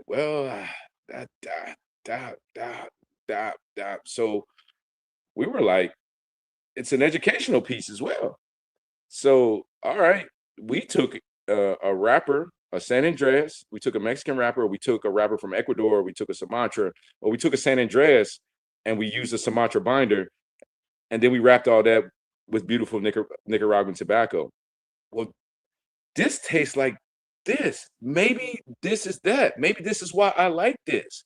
So now they want to educate, the cigar smoker now wants to educate themselves on what they're smoking and what they're doing. So those are the small little things that we attempt to do as a company to make this culture better than we left it. The education, Charles, what you said, man, somebody smoked a cigar, they go online, they find out what it is, and they're like, oh man, let me see if my other favorite cigar that I like has some of these same things. And now you have a more educated cigar smoker, guys, that is now more prepared to have conversations about why they like cigars, as opposed to being the guy in the lounge like, I don't know, I just like what I like. Well, I mean, you just don't eat food blindly, not knowing if it came from Bob's Chop House versus Joe Schmuckatelli's meat market down the street. Like you know what I'm saying? Like so the same way with cigars. Like we need to know some stuff, and we try to Yeah, help. I've had those sandwiches from Schmuckatelli's. I didn't like them. So I'll go back to the time in Chattanooga. I'm walking around with this band on my pinky, and everybody's asking me what it is, what's it made out of. I'm literally telling them I got no clue. It's good, and people are like, "Hey, what are you smoking?" I'm smoking Definition cigar. Which one? The blue one. The What's it made blue out of? I don't know, but it's good. So I remember, going around and people having their phones out, literally looking up what this cigar is. So, um, Good it's stuff. Thank you for that, man. it's awesome to watch people who enjoy cigars for the art of enjoying instead of just smoking a cigar just to be smoking it. Yeah. So, Yeah, we man. part of our whole thing is we like to get nerdy about cigars, and it's literally like your brand is forcing people to be even a little more nerdy because you have to do your own fucking research a little, to some extent. To some extent, yeah. It's awesome, man. Like if you smoke something and it's absolutely amazing, you're gonna look. If it's not good, they're never gonna look it up. But if it's fucking great, they're gonna look it up every time because they want to know exactly how this is made. So. Yeah, I mean, if they're anything like us, man, they're digging a deep rabbit hole, and we're following you on in. Yeah, man, it's a cool thing, and it's important. It really is. Whether Definition is your favorite, whether we're part of your rotation, or not. If not, if just by having to take that small time and see what was in the cigar or X, Y, and Z, if that has now added something to who you are as a cigar smoker, man, I take that 1,000 times over. I mean, you guys may think I'm crazy. Yes, I'm in the business. This is what provides for me and my family, but man, like there's enough out there for us, and I may not be for everybody, but if you have gotten a sense of wanting to understand the tobacco that you're smoking now and what you like and don't like, man, I'm for that. That's still a win. all right. So before I jump into asking Mick if he's ready for some hot box, let's go ahead and talk about what's new. The core line is on there right now. Yeah. We've already talked about that. We've got everybody looking at the core line. There's people in the chat right now talking about they're on their website right now looking at your core line. So there's stuff that is not on your core line yet that you just debuted. Yeah. What's coming up?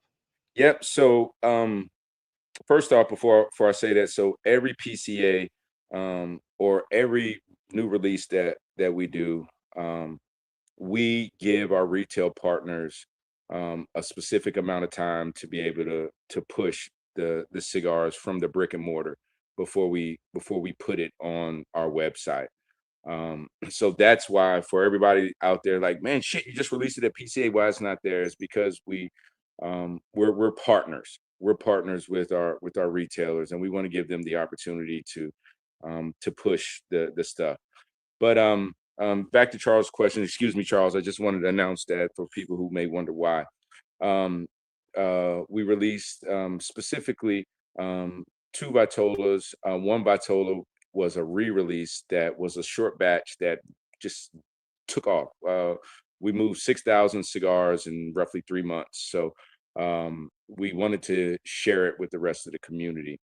So the first one was what I was smoking on the podcast here.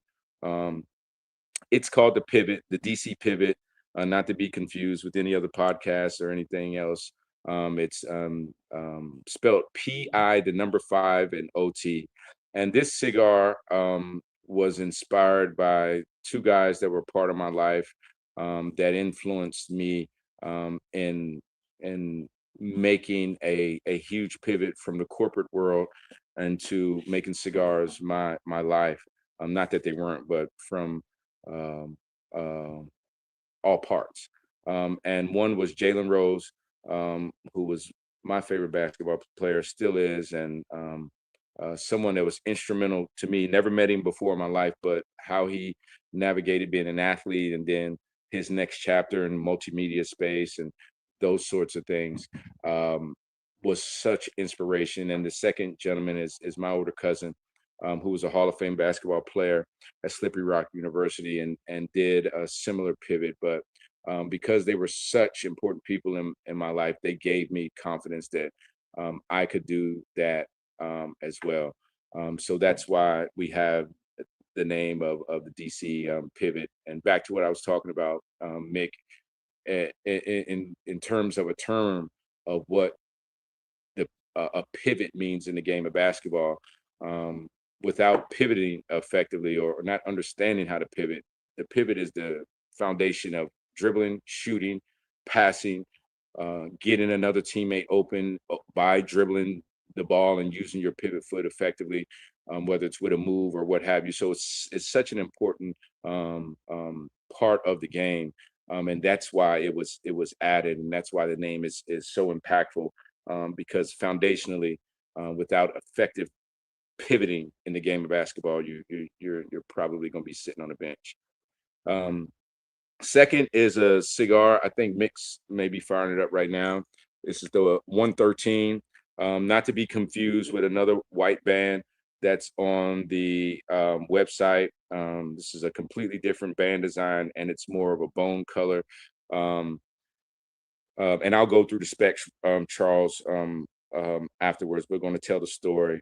This cigar here was a cigar in going through the blending process. It originally, the blend was originally intended for a shop release, and as the industry would have it, it didn't work out the way that it should have. So we went back to the drawing board a little bit with the cigar.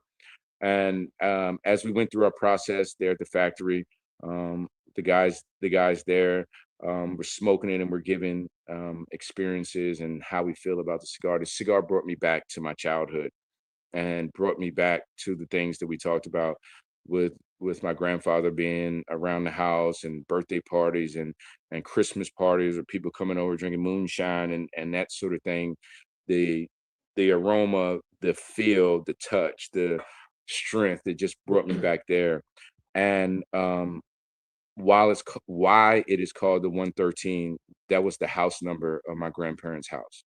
So we acknowledge that experience there through this cigar, the 113. And then not pictured here is that is on the website because it is a re-release. The Kinsman, we released the Kinsman. It was in a small batch originally, Robusto, but we re-released it at PCA in a Toro size, and that is on the website. That's available because of what it was, just being a re-release, not something new. But that, along with the prolific Maduro, that's kind of been out in the wild a little bit, that's out there. And these new Vitolas that I spoke about, we made these at as you guys know, you build so many relationships in the industry, and people become like family. So some long-term relationships and people that are like family now have started a factory in Esteli, Casa Wa Hernandez, and we made those Vitolas out of that factory there. So we're excited about them. Gotten great response to the cigar. So yeah, I'm looking forward to hearing you guys' feedback once you get into them. Charles, whenever yours fucking does arrive, give some feedback. But 100%. And Mick's already picked out the one that we're going to do on the show and review that one because I already smoked two tonight. Yeah, he's already crash coursing all of them right now. Dude, I So- wish we reviewed the yellow one. I wish we reviewed this one because both of these are fucking bangers, dude. They're both absolutely amazing. But we're gonna review the red because that's the one I called. So we're reviewing the red for one of our future episodes. We'll tag you in on it, man. Cool. All right, so before we go into hot box questions, got a couple of comments and questions on here. Smoking Samsa says, I like knowing what others are smoking. I don't care if they like it or don't like it per se, but interesting to hear and see what people are getting into. Yeah. HDA is on here and says, how far out are you planning releases now? I know it's hard to bring things together last minute, so I know planning is key. Yeah. So before you go into that one, he says, I'll be at Smoke. I'll be at Smoke and Oak. Hey, I didn't know I owned a place in North Carolina. Anyways, he'll be at Smoke and Oak in North Carolina next week. Yeah, I'll right be on. sure to grab a Definition cigar. Which one should he smoke first? So double question really quickly. Yep. How far out are you planning releases and what cigar should he pick up? First question is because I how I approach it, and you know, man, like energy is so important, right? So you have these relationships and people understand how you're wired and how you move and that sort of thing. And everyone knows that Jamond just doesn't create or starts getting to that blending process without a why. My brother, he'll be in the factory and he's just fucking a mad scientist. I'm like, bro, I'll smoke it, but I'm so not there. But you know, teaches his own. But I have to have man, the tobacco gods just have honored me in such a way that, man, I would never want to do anything to change kind of the format. So answering the question, you know, in terms of releases, we never really focused on that in terms of cigars. Now, when it comes to packaging and readying cigars for PCA, for instance, you know, we have to be strategic. But for instance, right now we have 5 finished blends, and I don't know what I'm gonna do with them. We may go back to the drawing board with 1 or 2 and maybe do something. May not fuck with it at all, but we'll do that. But that came out of having a why for us going through those. So not that they have specific names, but they have the why in their inception into the world. So that's what it's about. My friends at HDA, in terms of our creative process, is not so much leaning towards this show or that show or whatever. It's about the energy with the cigar and help. Man, we'll release a cigar in the most inopportune fucking time of the year, just because the energy is there. And secondly, if you are there at Smoke and Oak, if you haven't had it before, I would tell you to pick up the Defahero. It's an color, it's an aqua band. Nice. All right, so we're getting to that point to where we go into what we call the hot box questions. So hot box questions are a couple of random questions, 2 from Mick, 2 from me. Questions that we have on our list that we want to ask you. You kind of don't have an idea what they are, but we always want to ask everybody, are you willing to play hot box questions? Let's do it twice. Yes.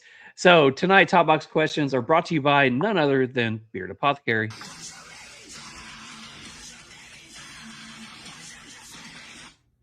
I wish it all sounded like that. But hey, it is what it is. I am a Swiftie by marriage. And that's where it started. 2023, when I had to take her to go see Tay-Tay in Nashville. From there, the Bearded Swiftie was born. And in honor of that, I got to pick my own scent. And here she is, the Bearded Swiftie. It is leather and cedar forward. It's gonna be a core line release. It's gonna be live today, April 16th. So make sure y'all come and get some. And this is the scent that I put this in my beard, walk into the room, good chance I'm gonna take your girl, and I'm probably gonna write a hit song about it. And I'm still gonna have a better beard than you. So make sure you like, follow, and do all the things you gotta do for the Real Smoke family. And we appreciate everything that you guys do for us. Stay metal, my friends. Don't let the beard look weird. Mr. Steal Your Girl. Yeah, he's gonna steal your girl. I gotta say, man, I hate myself for how much I like a beard butter that is called the Bearded Swifty. I hate myself for it, but it smells so fucking Swifty. great. It's unbelievable. I've got it in right now. I can't do it. Mick, you know, I gotta, man. I trimmed it down. I was looking like young Sama. So I trimmed it down a little bit, but I'm a beer guy. I'm gonna check my man out. So Dude, do me a favor. I'll hook you up, man. We'll hook you up. I'm about to say, I've got a couple of cents left back. Send me your address. I'll send you one of his beard oils next week. That's awesome. Thank you. Are you an oil guy or butter guy? I like. I'm an oil guy. I'm an oil guy. Good, because I've got 2 oils left, so I will send you one of the oils. Hey, Mick, that butter just had me like the shit won't even move, bro. It's like. I'll tell you, his is great though, man. It's soft and manageable all day. It keeps shape. I mean, it's actually really good shit, man. It keeps. I'm gonna check it out. It's good stuff. His man. wife makes all of it. It's all natural. There's no chemicals in it. It's all natural beard oil and beard butter. Yeah, definitely. All right, definitely so awesome. Hotbox questions. Mick, Let's you do it. have question number 1. Damn, I got excited about beard butter. I wasn't prepared there. All right, so I always do this for the post show promos, but I got to ask you, what's your favorite musical band or artist? Average White Band. Average White Band. Which one? No, the group called the Average White Band. Y'all don't know the Average White Band? Cut the Cake. Okay. I may know that song, but I did not know. Okay. Oh my goodness, those are my dudes. We Earth, just Wind, and Fire. We just lost points, right? I'm sorry. No, you just gotta check them out, Mick. All right, okay. I'm with you. All right, so question number 2. What is one childhood memory that still makes you laugh today? Oh shit. Me and my cousin are out on the road, being badass kids. Think it's a good idea to throw rocks at cars that are passing by. We throw a rock that's probably a little bit too big to throw at a car, and it busts out a windshield, a back shield, and we run into the house like we didn't do shit, and the person comes there, and we both get an ass whipping. All right. I feel that, Nice. man. I had a similar one where we were egging cars and the dude chased us through the woods for like half an hour, man. It was fucking scary. I thought he was going to kill us all, but yeah. Mine was shooting BB guns and just not realizing where I was pointing a BB gun and knocking out people's windows. Hey Charles, I got a cool BB gun story. We're in our backyard and we got. I told you guys I was a curious kid. We got Pepsi cans on each side of the tree, and you know we got the old back in the day those CO2 cartridges, and and so this thing has thunder, man. I shot it, and I was with my older cousins. Man, they went through that damn Pepsi can, Charles, and hit an old lady's storm door and broke it, right? So we run down there. We like, oh, she called my grandmother's house. My grandparents are gone. My older cousin picks up, and you know, she's breaking bad on the telephone. So we go down there and we're trying to bribe. My cousin is 16, I'm 10 at the time. We're trying to bribe this lady not to call my grandma and granddaddy and tell her that we'll come down here, we'll work it off, we're doing everything. Man, shit. My grandmother and them couldn't get them groceries in the house fast enough, man. She done called up there, and we both got an ass whipping, man. So, how fast did she pull that switch or that belt, or was it the flip flop or tennis shoe? I went out there and picked my own switch. Me too. Did you ever pick one that was too small? Man, I did that the first time and was told to take my ass back there and get another one. So I just didn't do that. I mean, just take this ass whipping, man. But that was my grandmother. My mother had a razor belt. Back in the day when the straight Yeah, razor, the they sharpened strop. it. Yeah, Strop. that's what I used to get my ass whipped with. I Yeah. always used to say my dad was like a lawnmower.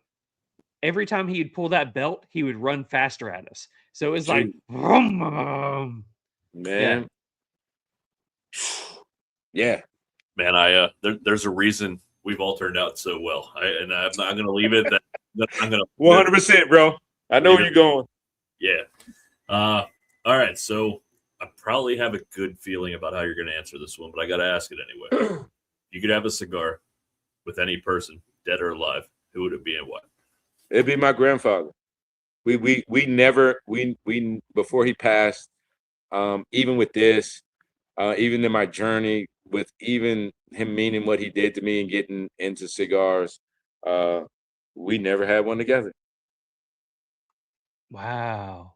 Yeah. Really? That's how I feel about my dad as well. And my dad is still alive at 92, but Yeah. we've never had one together, and now with health reasons, it's probably Right. never going to happen. But Yeah, that being no. said, I get that completely, man, because it's the reason. It's one of the biggest reasons I got into cigars, Yep. and it was never about nicotine or an addiction. It was about the brotherhood and the people you had that cigar with, and the times you shared. So it's Wait, what is it that you always close out the show with?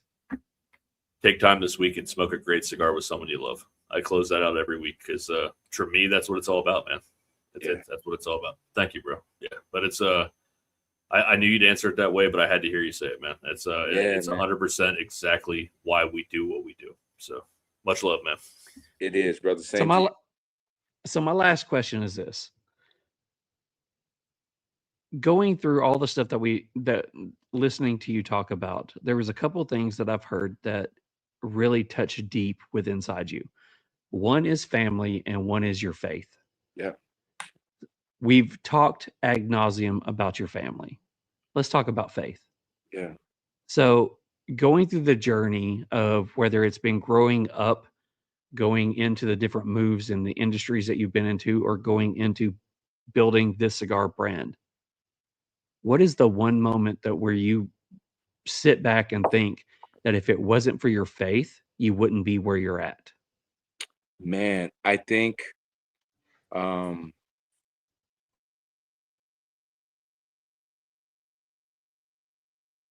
a 19-year-old kid at college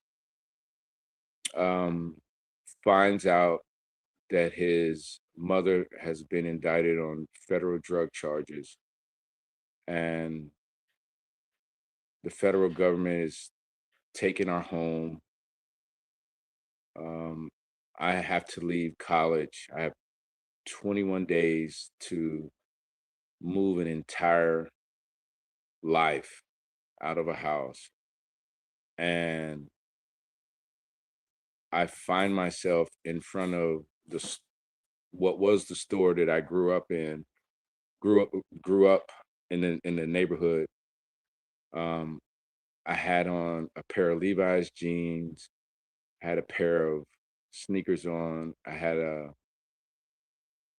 some type of long sleeve shirt, but I remember I had a red, white, and blue Perry Ellis jacket that I had bought at 16 years old, so a junior in high school, and now I'm roughly a freshman going into my sophomore year, and I have a pack of cigarettes in my hand, and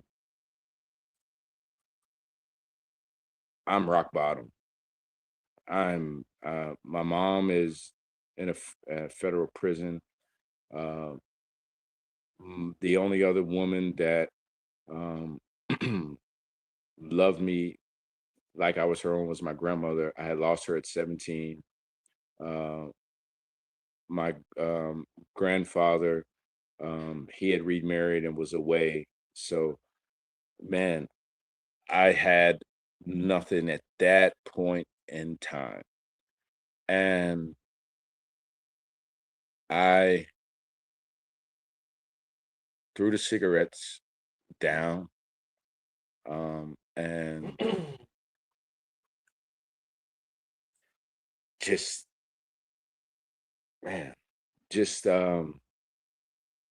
realized that this wasn't it at 19. It sucked right now, but this wasn't it. So kind of over the weeks and months, put myself together, not in the proudest ways at the time, but they were a means to get back to a mentally healthy place, be able to provide for myself. And we started over. But even during that darkest period of time, I never felt that God had left me because of not having favor. Uh, I believe that what all took place, um, it didn't happen to me, it happened for me. Uh, so as a result, here we are. Bro, I got nothing, but that's probably the most Chills. passionate, deepest thing that I've ever heard on this show. And there could be a podcast just on that experience alone and just how you picked yourself up by your bootstraps and made yourself into what you are today. I mean, that's fucking amazing. Yeah, it was a moment. But by God's grace and mercy, we are here, and I'm getting to talk with you guys, man. So it's all good. I'm able to tell that story for somebody maybe to hear it and know that it's not all bad. Just perspective sometimes. I will Yeah. I will say real quick, man, and I get told all the time at work, at home. I'm like the eternal optimist, man. I always feel everything happens for a reason, even when it hurts, even when it fucking sucks. Everything happens for a reason. And I know some people get tired of that, man, but I feel like there's no better way to live your life, man, because everything turns you into who you are tomorrow, and we all need that, man. And I know that had to be a rough time, but I agree with Charles, man. That was one of the deepest. I was sitting here like, oh wait, I'm in this podcast. You know, I mean, like it was one of those moments where it was like out of body shit, man. That was unbelievable, amazing story. Thank you for sharing that, brother. Yeah, appreciate the question. Yeah, man, awesome. All right, so the last little bit we have for you is a segment that we call Ask It Forward. And what Ask It Forward is, we had a guest on. We had multiple guests on last week. It was our conspiracy theory episode last week, but one of our guests has a question for you. So they're going to send you a question, and sometime next week we'll get you to ask somebody else. But our Ask It Forward question is brought to you by Southpaw Stogies. Hey everyone, I'm Wes Chandler with Southpaw Stogies. If you're looking for a new cigar lounge, especially in the Lebanon, Tennessee area, boy, have I got the place for you. Come on, let me invite you inside.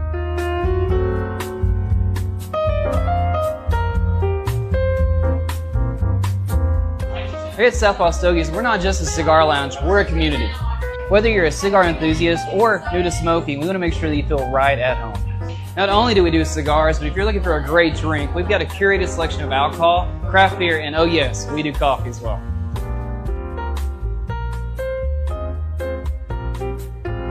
And most importantly, we want to make sure that you feel right at home at Southpaw Stogies, and we hope we see you soon.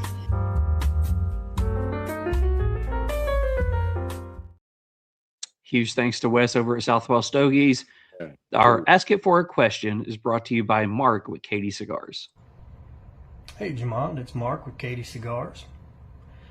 Since you've been in the industry a while, I just thought I'd ask, if you could do one thing different, what would that be?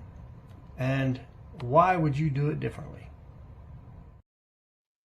Mark, man, that's a good spirit right there, man. We love Mark, man. We absolutely love Mark. He's one of our boys, man. He has supported us since day one, and we've tried to do the same for him, and I hope he feels the same way. But we love that's Mark. a good dude, man. And I'm gonna answer the question, but just talking about Mark, you know, he first man, such a humble dude, man. Like, he had questions around Jamond do's and don'ts. This, what can you give me? And man, he was just, I appreciated the question, right? And so many times, especially as men, this isn't for anything, but men, we will sit here and beat our head against the wall, knowing that somebody's right but next to me that may have something to eliminate me from beating my head. And he's that type of guy. If that explains anything about Mark, he sets himself aside and man, just a good spirit. But if there was one thing that I could do differently, what would it be? Um, so Mick, kind of, to both of you and I share this glass half full approach to life, not a glass half empty. So there's not something that I would really lean into to say that, because if it had not been for everything, I might not be here. um but um I would think that the one thing was um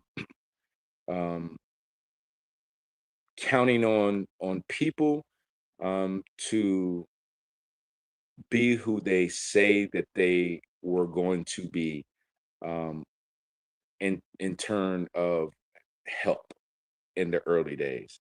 There was a lot of people that made declarations around support to help the cigar company um, get off the ground.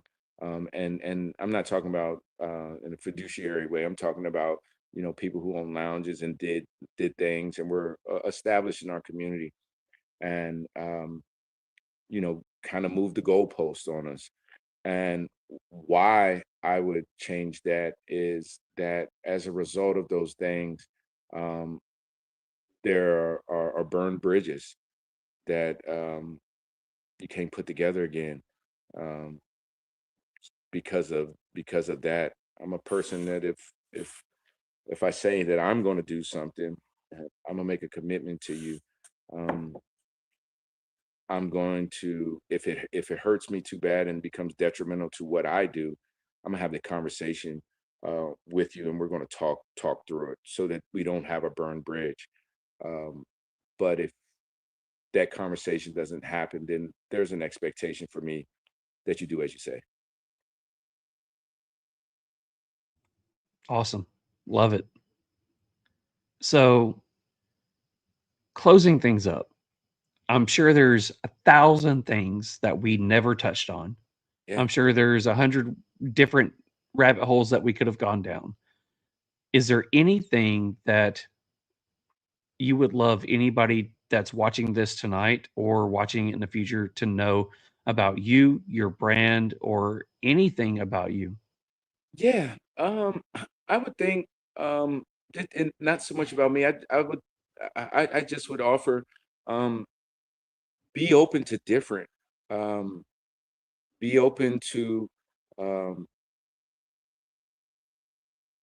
different ways in which tobacco is presented that may not initially be something that is in your core humidor that you take to your buddy's house, you take to the lounge to smoke, but just be open to what may be there um, with tobacco and what experience that you may find with it. Again, as I said earlier, there's a lot of companies that um, get tobacco are in partnership with some of these major brands, and you just do not never know how that quality tobacco done with a different perspective may open up your palate to experience tobacco in a different way. Don't be afraid of that. Now, all of them going to be wins? I can't say that, but um, I think that more than anything, you're going to be surprised by some of the cool stuff that's out there on the market, and some of the people that are doing some really good things for our industry to keep it healthy. Yes, we need our our legacy families to be a part of this industry, and I fully support them, and I'm fans of all of them. But the lifeblood of anything continuing on is perspective and new ideas, new approaches. I go back to music for a second. You look like at a genre like hip hop, for instance, that's been around maybe 52, 53, 54 years, somewhere there. And if the viewers that are hip hop fans remember where the genre started from, and then where it advanced to, where there was different approaches to the art form, from dance and art, true art, and the art form of putting metaphors and verbs and nouns together to create a sound. Tobacco is similar in that way, where we still need our rock hymns that are the Padron family. We still need our LL Cool J's that are pioneers of it. But you also have to give a listen to some of the new stuff as well, because everything should have an evolution and should evolve to go the next level. Will all of the evolution be good? No. Will some of it be culture vulture energy? Yes. But there is some stuff out there that helps the industry evolve and gives new perspective from what the pioneers of our industry did.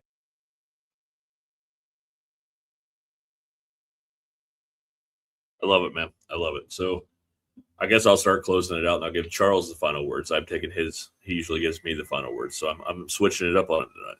So first off, keep putting out bangers, man. Like, honestly, everything.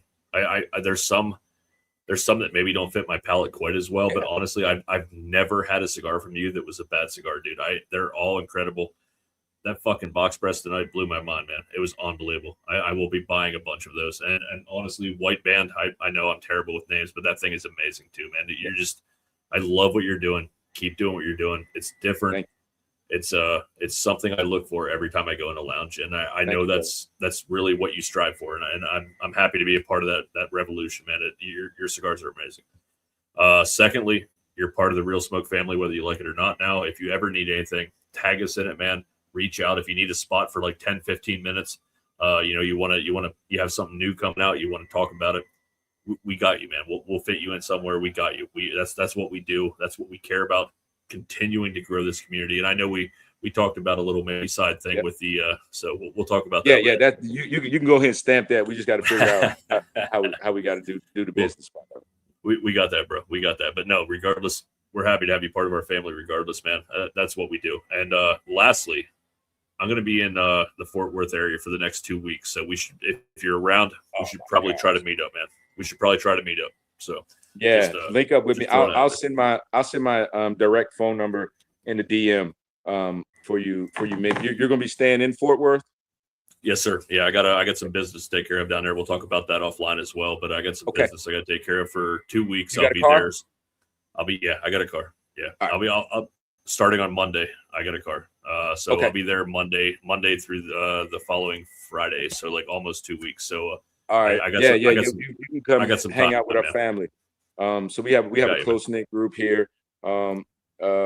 Most of us, we're family oriented. So we work in my warehouse here. We smoke here. We kind of chill here. But a couple of the guys are going back to Esteli for a little bit. But hopefully before they take off, you can kind of share some energy. I just try to build this community, man, with both ways, man. We're always trying to build our community, and I know you're doing the same thing, man. So we grow together, man. Rising tides, absolutely, raises all ships, right? I mean, so that's where 100%. So I got you, bro. But I'll hit you up.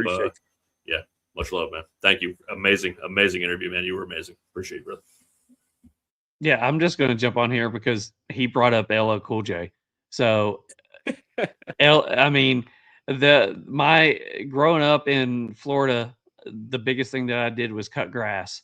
And this lady across the street from me could not afford to pay me. So she gave me a Walkman and an LL Cool J Mr. Smith album. And Get the fuck out of here, bro. That was my first introduction into hip hop. And it went in from LL Cool J to Bone Thugs, went in from Bone Thugs into Nelly. It went in from into, going into when Will Smith was actually, he actually rapped instead of doing whatever Right. the hell he does now. Instead of getting jiggy with it. Yeah. So the fact that you brought up LL, and I actually got to go see him in concert in Orlando. Yeah, one of the super best dope, concerts bro. ever. So Yeah, just I will say one of my favorite episodes that we've done on here is this one. And the prime reason is you have a lot of people that come on here and they want to sell. You have a lot of people that come on here and they don't want to share themselves. And you came on here and was legitimately you, and love that. It literally was like hanging out with a brother in a lounge, and absolutely loved it. So thank you so much for jumping on here again, piggybacking off of anything that Mick said. Anytime you need anything, reach out to us. We would love to have you on here again, or just to help promote whatever you got going on. So thanks so much. And Charles, not to jump, man. I appreciate you guys. I've done some more recently than any time, but I'm really not a fan of a whole lot of media and talking, because I'm kind of a introverted person. And it's like, I just don't want, like, it's not me. Man, let's go make some cigars, and man, come out and be with me with this tobacco. But because of who you guys presented yourselves to be towards me, it made me feel comfortable. We had set this some months ago. So for your viewers, man, support these guys. These guys really do things the right way, man. I've had to decline up to day of on some interviews, because things just, it's, I don't just give you any type of cigar. You're not just going to put me on any type of platform, respectfully. But for the viewers to pull the veil back behind, I hope Mick and Charles don't mind me saying this. These guys scheduled these events. They had stuff going on. Very great communication in terms of that stuff going on and that sort of thing. So very, very, very professional. In your approach, and if there's something that Definition Cigars can do for this platform, guys, you let us know. We have high respect for you guys. So just, I say all that to say thank you for allowing us to be a part of this and sharing your platform with us. Thanks, man. We appreciate it. And like I said, the biggest thing that we need from you is you be you. Keep creating bangers, and just let us know when you've got some new stuff coming out, because what you've got going on now is freaking phenomenal. So thanks so much. Appreciate you guys. I'll see you next week, brother. Yep, right on. Have a great night. We'll see you. All right, you too, guys. See you next time. Appreciate you. See you, brother. See you, bud.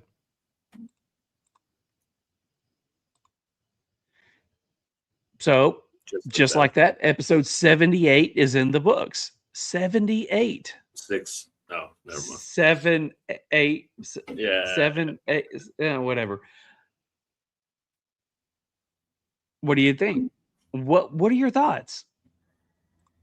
One of my favorite interviews, for sure.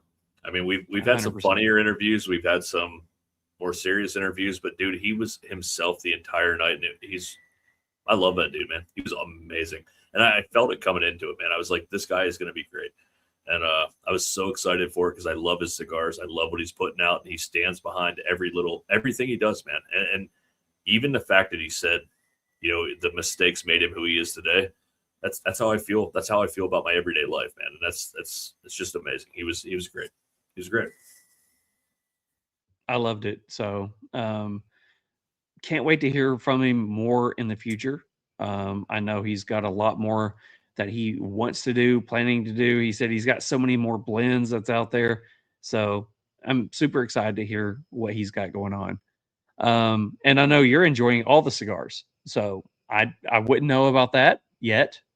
Look at that. Yeah, that's how I was with the blue. I mean, it was freaking that fantastic. yellow one. Really? I know you're not as much of a box press guy, but dude, easily. Oh, I've gotten to where I love a box press because Okay. it smokes so much better than, a lot of cigars. So that the pack he sent us, it was absolutely 100% manure barnyard on the nose. They've smelled it from across the room. And she was like, wow.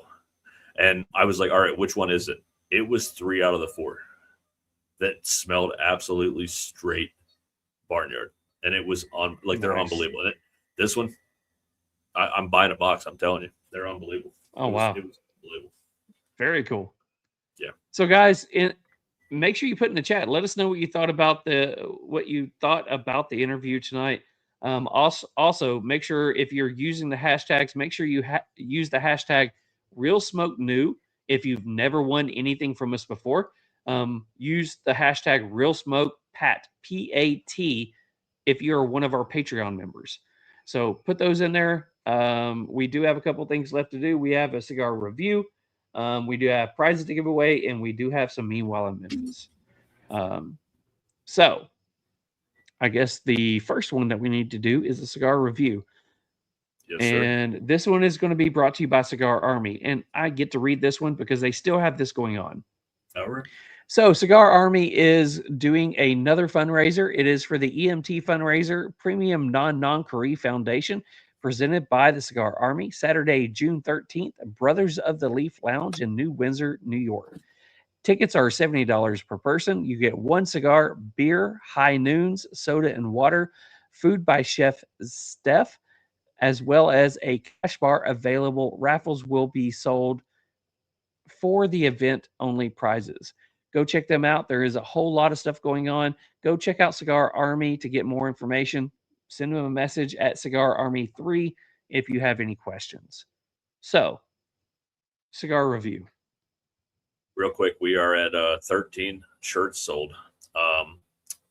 Big Al also donated $25 towards that, so I got to put that towards that when we send Cigar Army their money. So, nice. Man, buy a shirt, go to the event, buy a ticket, donate, however you can, man. Cigar Army does some great shit. So they're always. So go check out. You can either go to the link in our Instagram bio or go to realsmokepod.com.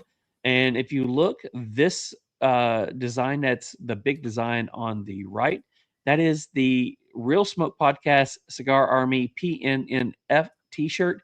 If you buy that one, 100% of all proceeds go to Cigar Army for this foundation, and we match whatever you guys buy. So go check that out. So like 200% goes to them.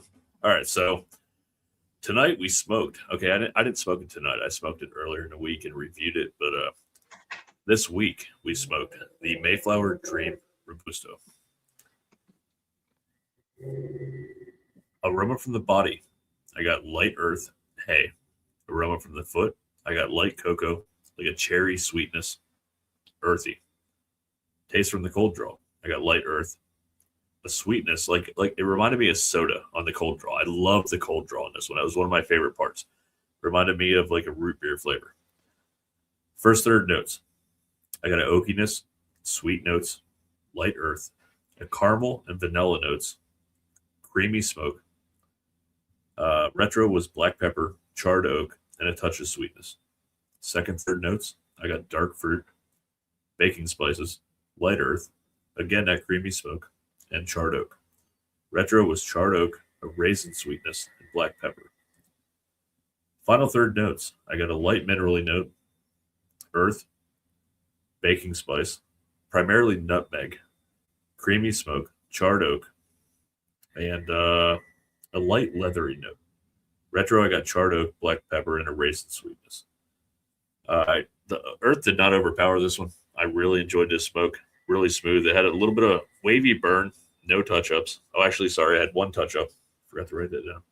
And the ash held about an inch. It wasn't real long, but it was a little bit of a messy ash, but it was a great smoke. I really enjoyed this. So pre-lit experience, 19 out of 20. Thought it was one of the best pre-lit I had. Flavor enjoyment, 13 out of 15. Construction characteristics, 27 out of 30. And smoke production and final thoughts, I give it 31 out of 35. I would definitely buy a box of this. Final score, I gave it a 90. Nice, a 90. All right, so aroma off the body, milk chocolate, fruit manure. Aroma off the foot, tobacco raisins. Taste off the cold draw, tobacco and fruit. First third notes on the light, oak, dark chocolate, and a black pepper. Into the first third notes up front are earth, slight pepper, woody, followed by dark chocolate and a slight floral sweetness at the end. The retro is black pepper, earth, and dark chocolate.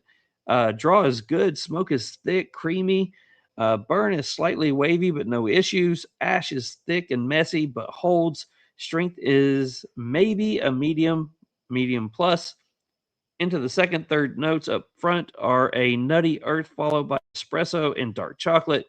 The retro is nutty, dark chocolate, and earth. Draw is still good. Smoke is still thick and creamy. Finish is medium, slight salty sweet on the finish. Burn is sharp. Ash is still tight but messy. Strength is about a medium plus. In the final third notes up front are black pepper, oak, espresso, followed by a slight vanilla caramel sweetness. The retro is a slight black pepper, charred oak, espresso. Draw is a little more open than I like. Smoke is getting a little hot, but and a little thinner. Finish is espresso, a slight sweet note. Burn is good. Ash is still the same. Strength is about a medium plus. So on scores. I gave the pre-light experience an 18 out of 20, flavor enjoyment a 14 out of 15, construction characteristics gave it a 28 out of 30, smoke production and final thoughts 30 out of 50 or 30 out of 35. Sorry. Medium plus in strength, I gave it a 90 as well. So we nailed the same score. Real Smoke Podcast gives Mayflower Cigars the dream. 90 from Mick, 90 from me. We have it a 90 overall. So great job. Love the cigar. I know we talked about it, and it was one of the cigars that we're like, we did not expect it to be as good as what it was, and we absolutely enjoyed it. I would buy some of them. That was Charles messaged me midweek. It's like, I wish I had more of those. The Mayflower. Yeah. They were great, man. They were really good. Yeah, it was fantastic. I will say that we smoked the 5.5 by 50. I had one of the larger ones over at Southwell Stogies, and I remember telling you I was a little underwhelmed by the larger one. Yeah. But coming back to this smaller size, it was definitely a great cigar. So trying it, go check it out in this size, 5.5 by 50. Definitely a great cigar. Absolutely. So what do we got next, man? All right, so we got prizes. So prizes tonight. Make sure, guys, go ahead and get it in right now before Mick goes ahead here in a minute and gives you all the information that you need to know. Make sure that if you are a Patreon member, you type in hashtag RealSmokePAT, Pat. And if you have never won from us before, make sure that you type in hashtag RealSmokeNew. You have to be live to win. Tonight's prizes are brought to you by Haze Gray Cigars. Savor every moment with Haze Gray Cigar. Each blend is crafted for bold flavor, veteran-inspired character, and premium construction. From smooth and approachable to rich and complex in flavor, Haze Gray delivers a cigar for every palate. Now available our new release, Irmaus du Mar. Order Haze Gray Cigars online at Fat Boys Cigars and from Wolfpack Cigar Club and the Cigar Vault, Oakdale. Visit our website for a list of nationwide retail lounges and to grab some cool Haze Gray merch to rep our brand. As always, we've got your sticks. All right, so we do have the giveaway tool brought up. Mick, if you wouldn't mind giving everybody the lowdown. The first one that we are going to do is going to be the Real Smoke New. So everybody anybody who has never won. So Mick, give them the rules. Yeah, I guess it's a little bit easier tonight because we're doing the new and the Pat. The only one new this month, and I guess they're new period, is the Bourbon Beards and Belvederes. So honestly, if your name's not that and you're a new watcher, you can win tonight. So yeah, good luck. So guys, if you have never won from the Real Smoke podcast, make sure you type in #Real Smoke New. Mick, for Real Smoke New, how many times are we going to spin the wheel? Oh man, let's go 2 tonight. Let's go easy. 2. 2. So the first person that's going to be spun does not win, but the second person, as long as you are here, wins. Let's go.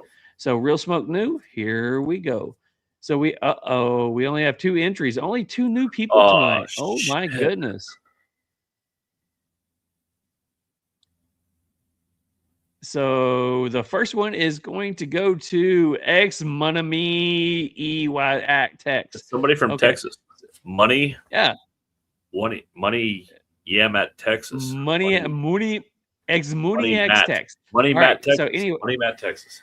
That's it. You didn't win. Sorry about that. Unless you get picked for the next one. So draw one more time. It's going to be between you and one other person. You got a 50% chance. No joke.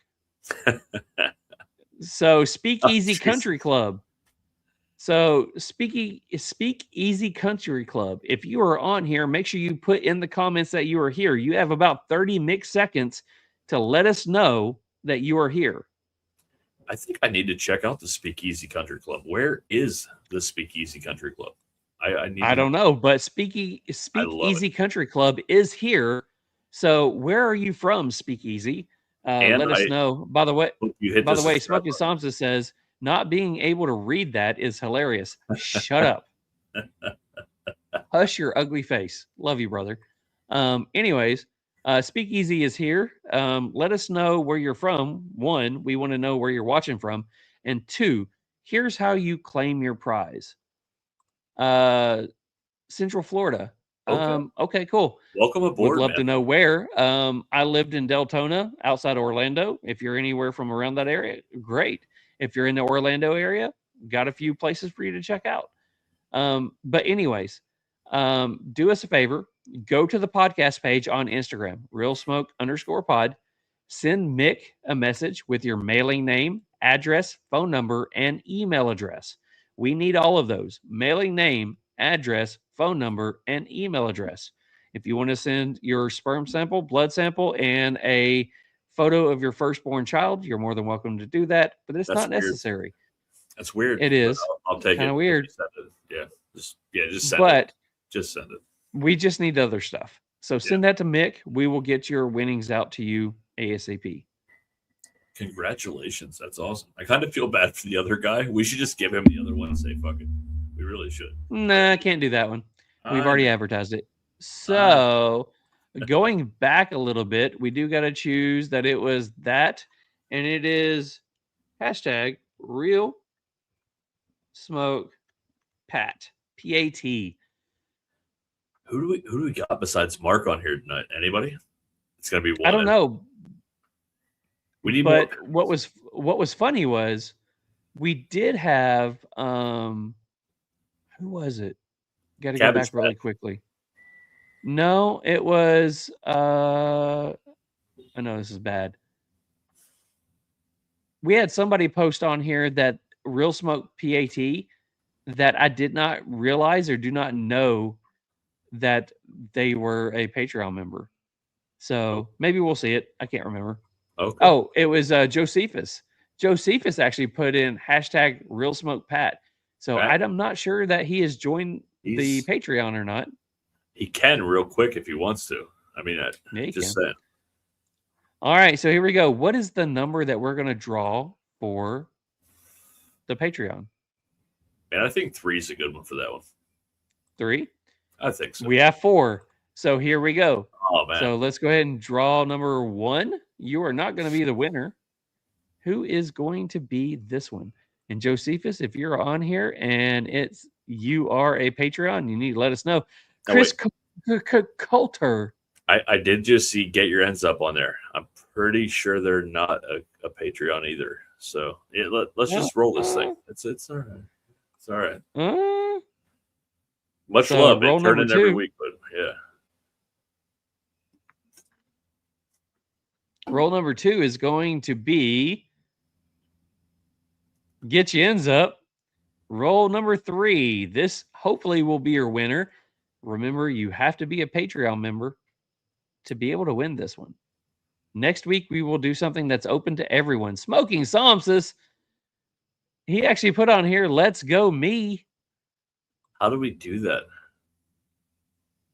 Do I buy him know. shit and then he comes visit? Yes. I don't.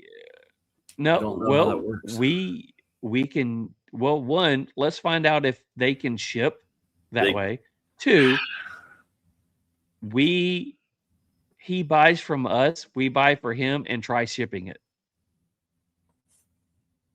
Okay.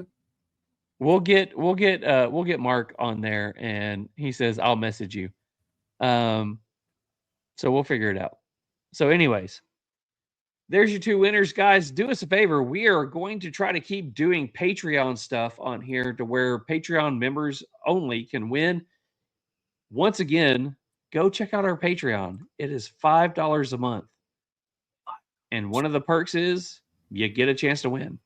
So just a 15% off, guys. Jesus. Sign up. It's fun. It's great. You can be in on this. Sign up. And here in a couple of weeks, we will be having our first of our monthly Zoom herfs, where it's going to be, we're going to have somebody from the industry come in, where you guys get to talk to them. Instead of us interviewing them, you guys get to interview them yourself. And we're all going to sit back, smoke a cigar for an hour.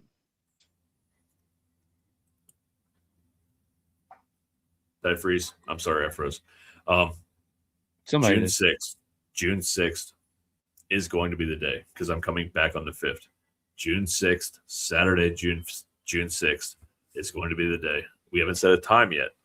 So that is when. Thank you. Coulter says Patreon is well worth it. Do it. Yes. Thank you. Listen to Coulter. He is a smart man. Saturday, June 6th, Haze Gray. You guys get to interview him like Charles said. So let's have fun with it. Sign up. If you haven't signed up yet, sign up. It's $5. And it's not going to us. It's going back to you guys. So sign up. So go check us out on Instagram. Go to the link in our bio, or go to realsmokepod.com, and you will be able to go to the links and take care of it there. So let's see. We have one thing left to do, don't we? We do.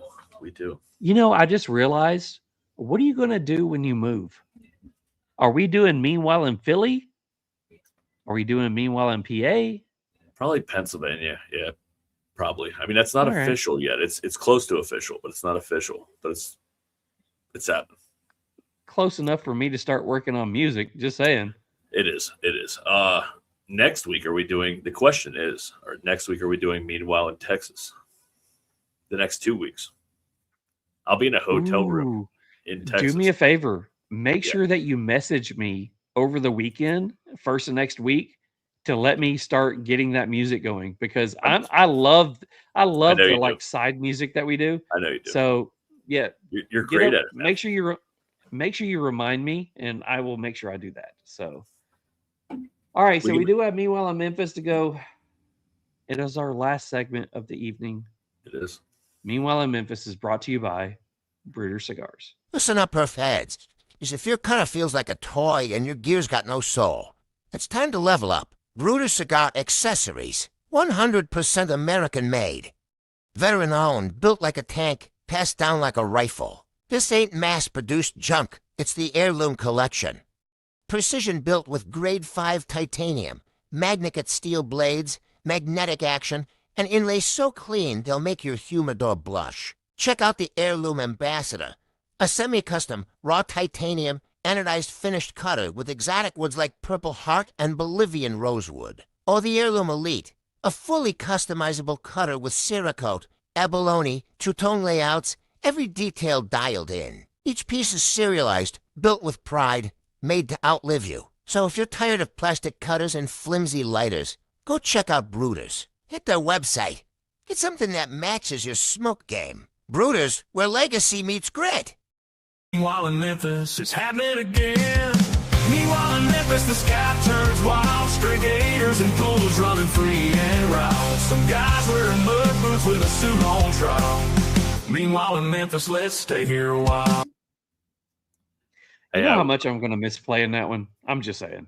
It's one of my favorite songs. I do got to say, I saw on a Haze Gray ad today, they have a Brewster's Cutter. Haze Gray has their own Brewster's Cutter. So it's you're welcome. Cool. Just saying. Okay. It's pretty cool that the two are coming together, man. It's all sponsorship shit. It's that they're family, man. It's great. Yeah, we don't know if Brewster still exists. I mean, I hope they do. We love them, but like we haven't talked to them in like a year and a half. So hopefully they send us a new ad. Hopefully they send us. Reach out to us. Talk to us. Send us more pictures. Help us out. Thank you. Anyways. We love you. Thank you. All right. So meanwhile, in Memphis, longtime residents say that violence has transformed over the past few years in Orange Mound. I can't believe it. Memphis, Tennessee. Longtime residents of Orange Mound say that their neighborhood has changed dramatically over the years as violence and daily life have shifted from a close-knit community living to a place where they expect gunfire and sirens. The search continues for the person who left two men dead inside a vehicle in Orange Mound. At this time, there have been no reported arrests. Nathan Douglas has lived in the community for more than 40 years and says the neighborhood was once very different. He said that when he first moved in, neighbors regularly spent time outside together and children played freely in the streets. My paper's sticking together here. Hang on. When I came here, everybody could stand in their yards and talk to the neighbor across the street without using their phones. Kids were running up and down the streets and playing on their big wheels, and that's all gone. Now Douglas says they've grown accustomed to the sound of gunshots and sirens. One of the most recent disturbances happened blocks away from his home on Sesame Street. Sesame Street. What was Big Bird doing? I don't know. He should have been watching out, man. I don't know. One of the most questions remain Sunday morning about what happened to two men were found dead inside a vehicle on Sesame Street and Wild Rose Avenue on Friday night. Memphis police say that both men had been shot. Can't believe it. Little details have been released about what took place before the shooting. Well, probably somebody pulled a gun. A motive has not been revealed, and the identity of the possible suspect has not been released. Elmo light shooting. Pow, pow. That's Elmo go get our car. Pow, pow, pow. Elmo no likey. This is great. I mean, the young people are just off the chart, you know. Wilkins said the conditions of the neighborhood have made him more cautious and kept him indoors mostly. I used to be a runner back in the day, so I would run. But now it's too bad out here, you know. You may have to have somebody hit you up to run. They may take a shot at you or a pop shot at you, you know. That's what he said. Elmo used to watch him run, and then when he run, I go shoot at him, and he run faster. Cookie Monster no likey. Is our cookie on Sesame Street? Yeah, I took my cookie, and he run after me. Elmo don't like it. Still, long-term residents say there's been some improvements in recent years, even as challenges remain. Well, since the task force has been here, I'd say it's changed a lot. The crime is down. A lot of crazy driving has ceased. But we still have our crime. Yeah, we still have our crime. Memphis police say if you have any information on the 2 people that were shot dead in their car, please call Crime Stoppers.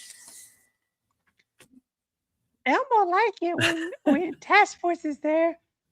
Elmo get more hugs. Elmo go running. Elmo smoke cigars. Elmo go have fun time. Cookie Monster don't like it though. Cookie Monster say too many cookies out there. Cookie. Me likey cookie. Me no like people shoot at me. You're having too much fun with this, man. This is great. All right. Memphis man accused of leading a 100 mile per hour chase while out on bond faces new charges. Memphis, Tennessee. He wasn't there, no. A Memphis man already facing charges in a separate criminal case is accused of leading Tennessee Highway Patrol troopers on a dangerous pursuit through the city streets at speeds topping 100 miles an hour before fleeing on foot, according to authorities. So I do have a question. Yeah. They were chasing him at 100 miles an hour, right? Yeah. Isn't that normal speed going through Memphis? 80 to 90. So is that really a chase, or is that just keeping up with traffic? He was going 10 over. 10 over. Oh, okay. Yeah. Gotcha. Yeah. Continue. I was just checking. 10 over. That's about it. The pursuit began around 11:50 p.m. on May 14th when troopers spotted a blue SUV traveling 64 miles an hour in a 45 mile per hour zone on Winchester Road, according to Tennessee Highway Patrol. Investigators said the driver failed to stop when troopers attempted a traffic stop, turned off the vehicle's headlights, and accelerated away. Authorities allege the driver crossed medians, drove into oncoming traffic, ran a red light near Rains Road, and nearly caused a collision. Residents who travel those roads regularly said reckless driving remains a concern. Okay. Oh, we all just really need to be careful. This sounds like Karen. Oh, I'm sorry. Everybody isn't paying attention. Everybody isn't paying attention. So, we have to be extra careful. Just pay attention to the lights and the people running the lights, said Bridget McNeil Rawlings, a.k.a. Karen McDougal. Yeah. According to THP, Tennessee Highway Patrol, the pursuit continued through several city streets before entering a residential neighborhood. Is that what that means? Tennessee Highway Patrol? I think so. I thought it was Tennessee Hot Pockets. I do love some Hot Pockets, man. The ham and cheese are pretty banging. They're banging. I was so wrong. Anyways, THP said, go ahead.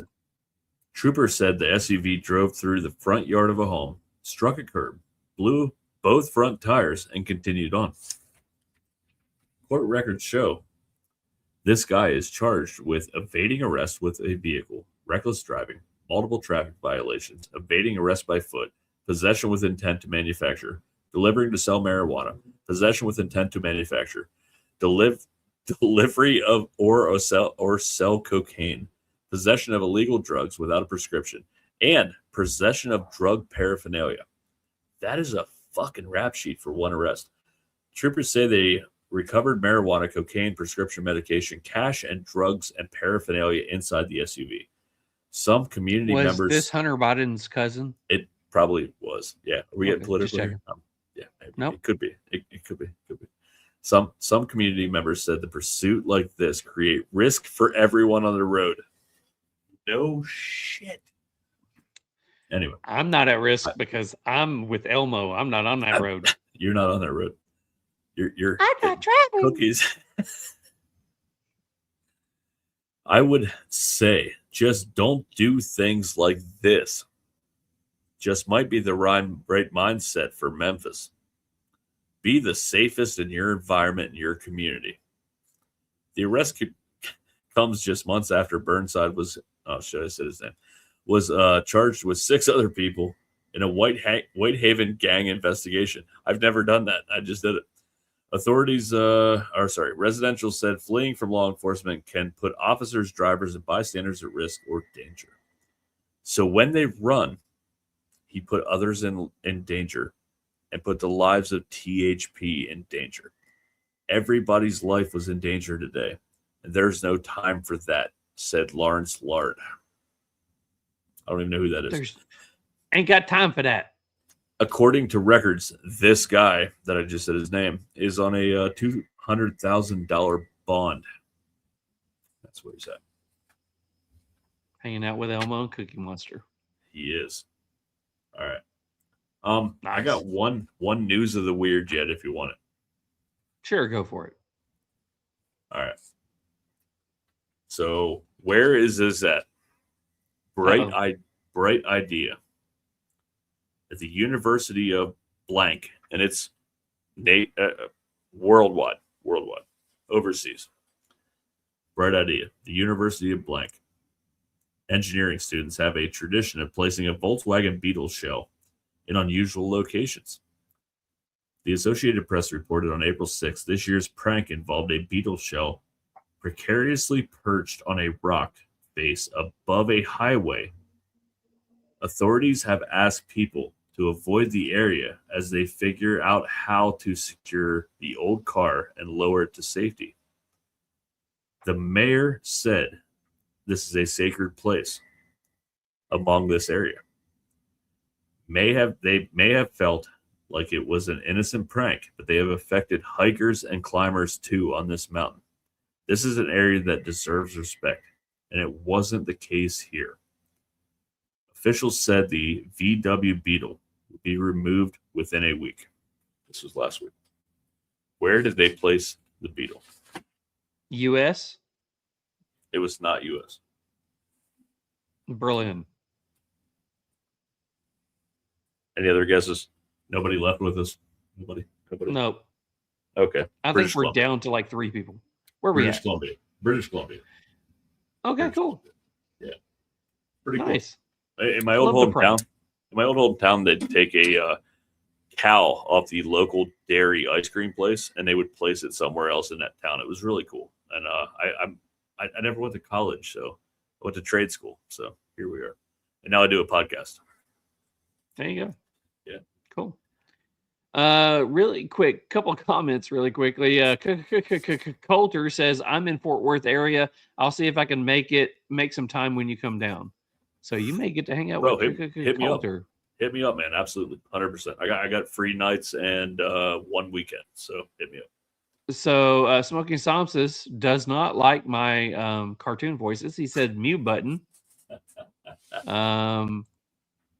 We have a sign in our town, slow down, free range kids. Nice. Elmo gets fisted on Sesame Street. Nope. We had a high-speed chase in Alabama with a U-Haul truck that had some stolen goods from Walmart. Yes. All right. X at TX. Pay attention to the people running the lights. Don't be that guy. Has anyone in Memphis ever attended any form of educational activity? No, didn't know there was any there. And then Borneo. So that's about it. Hell yeah. Great night, man. Great. It was a good night. Loved it. Yeah. Loved it. Yeah. So again, there's not many people on, but next week we do have a couple of prizes. We do have our normal stuff from Cigar Vault. We may have something from Beard Apothecary, but what we do have is our Katie Cigar giveaway. And what it is going to be a prize pack from Katie Cigars. It's going to be lighters, it's going to be cutters, probably some cigars, maybe a hat, maybe a couple of other things. But it's going to be a nice little prize pack. And how do you enter to win that one? Any of the shorts that we post, and we need to go ahead and post this as well online, but any of the shorts that we post, make sure that you go comment on the shorts on YouTube. Not on Instagram, but on YouTube. So go take care of that one. The more times that you post on all the different ones, we got about 14 of them that we'll post over the next week. go post on all of those, and we will draw a number, and that will be the person, and you can reach out to me on YouTube for that one. So we'll make a post on Instagram about that. I may do a video on that one just to help out with it. But next week, this is all up your alley. So I'll let you talk about what's going on next week. So there's 3 or 4 breweries that I've loved for the last many years, and one of those was Adroit 3 in Virginia. I had the pleasure of going there about 2 weeks ago. I have a bunch of their beer in my fridge. Dude, you're gonna absolutely lose your fucking mind when you drink that beer. Is that the stout? It is. Dude, it's probably the best thing you've ever drank. But regardless, Adroit Theory is putting out some of the most crazy, inventive, amazing beers on the market. And we have Mark Osborne on with us. He's the owner of Adroit Theory. His staff was absolutely amazing when I was there. I can't wait to have him on next week, man. I have so many questions, but excited, man. Excited. It's gonna be a great show. Huge thanks to everybody who jumped on here tonight. We absolutely loved it. We are at exactly 3 hours on this one. So we're going to close everything out tonight. I'm done. I've got nothing left to say except for I'm going to, be up for a little bit. Go ahead and take care of the rest of the stuff. Oh, yeah. I now got the hiccups. Mick, close us out. My normal. You may have heard it earlier in the show, man. Take time to great someone you love. And, man, amazing night, man. Much love. Have a great night, guys. We'll see you next week. Peace. The smoke is thick, the air is tight, cigars are lit, oh what a sight. Pour the whiskey, tequila too, this one for Mick and Charles and you. Thank you for tuning in. The Real Smoke Podcast makes us all grin. You light us up, you keep us strong. Cheers to you, we raise the song.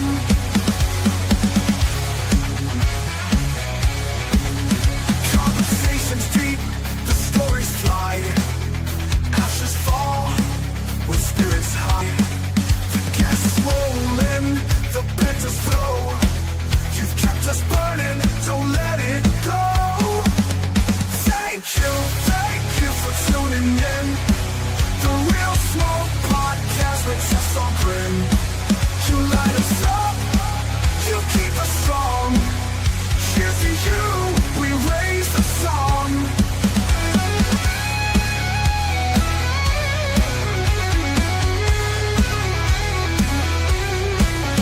From the puff of the flame to the end of the night, you're part of the glow, you're part of the light. Mick and Charles with a laugh and a grin. This flame burns bright cause you tuned in. Thank you for tuning in. The Real Smoke Podcast makes us all grin. You light us up,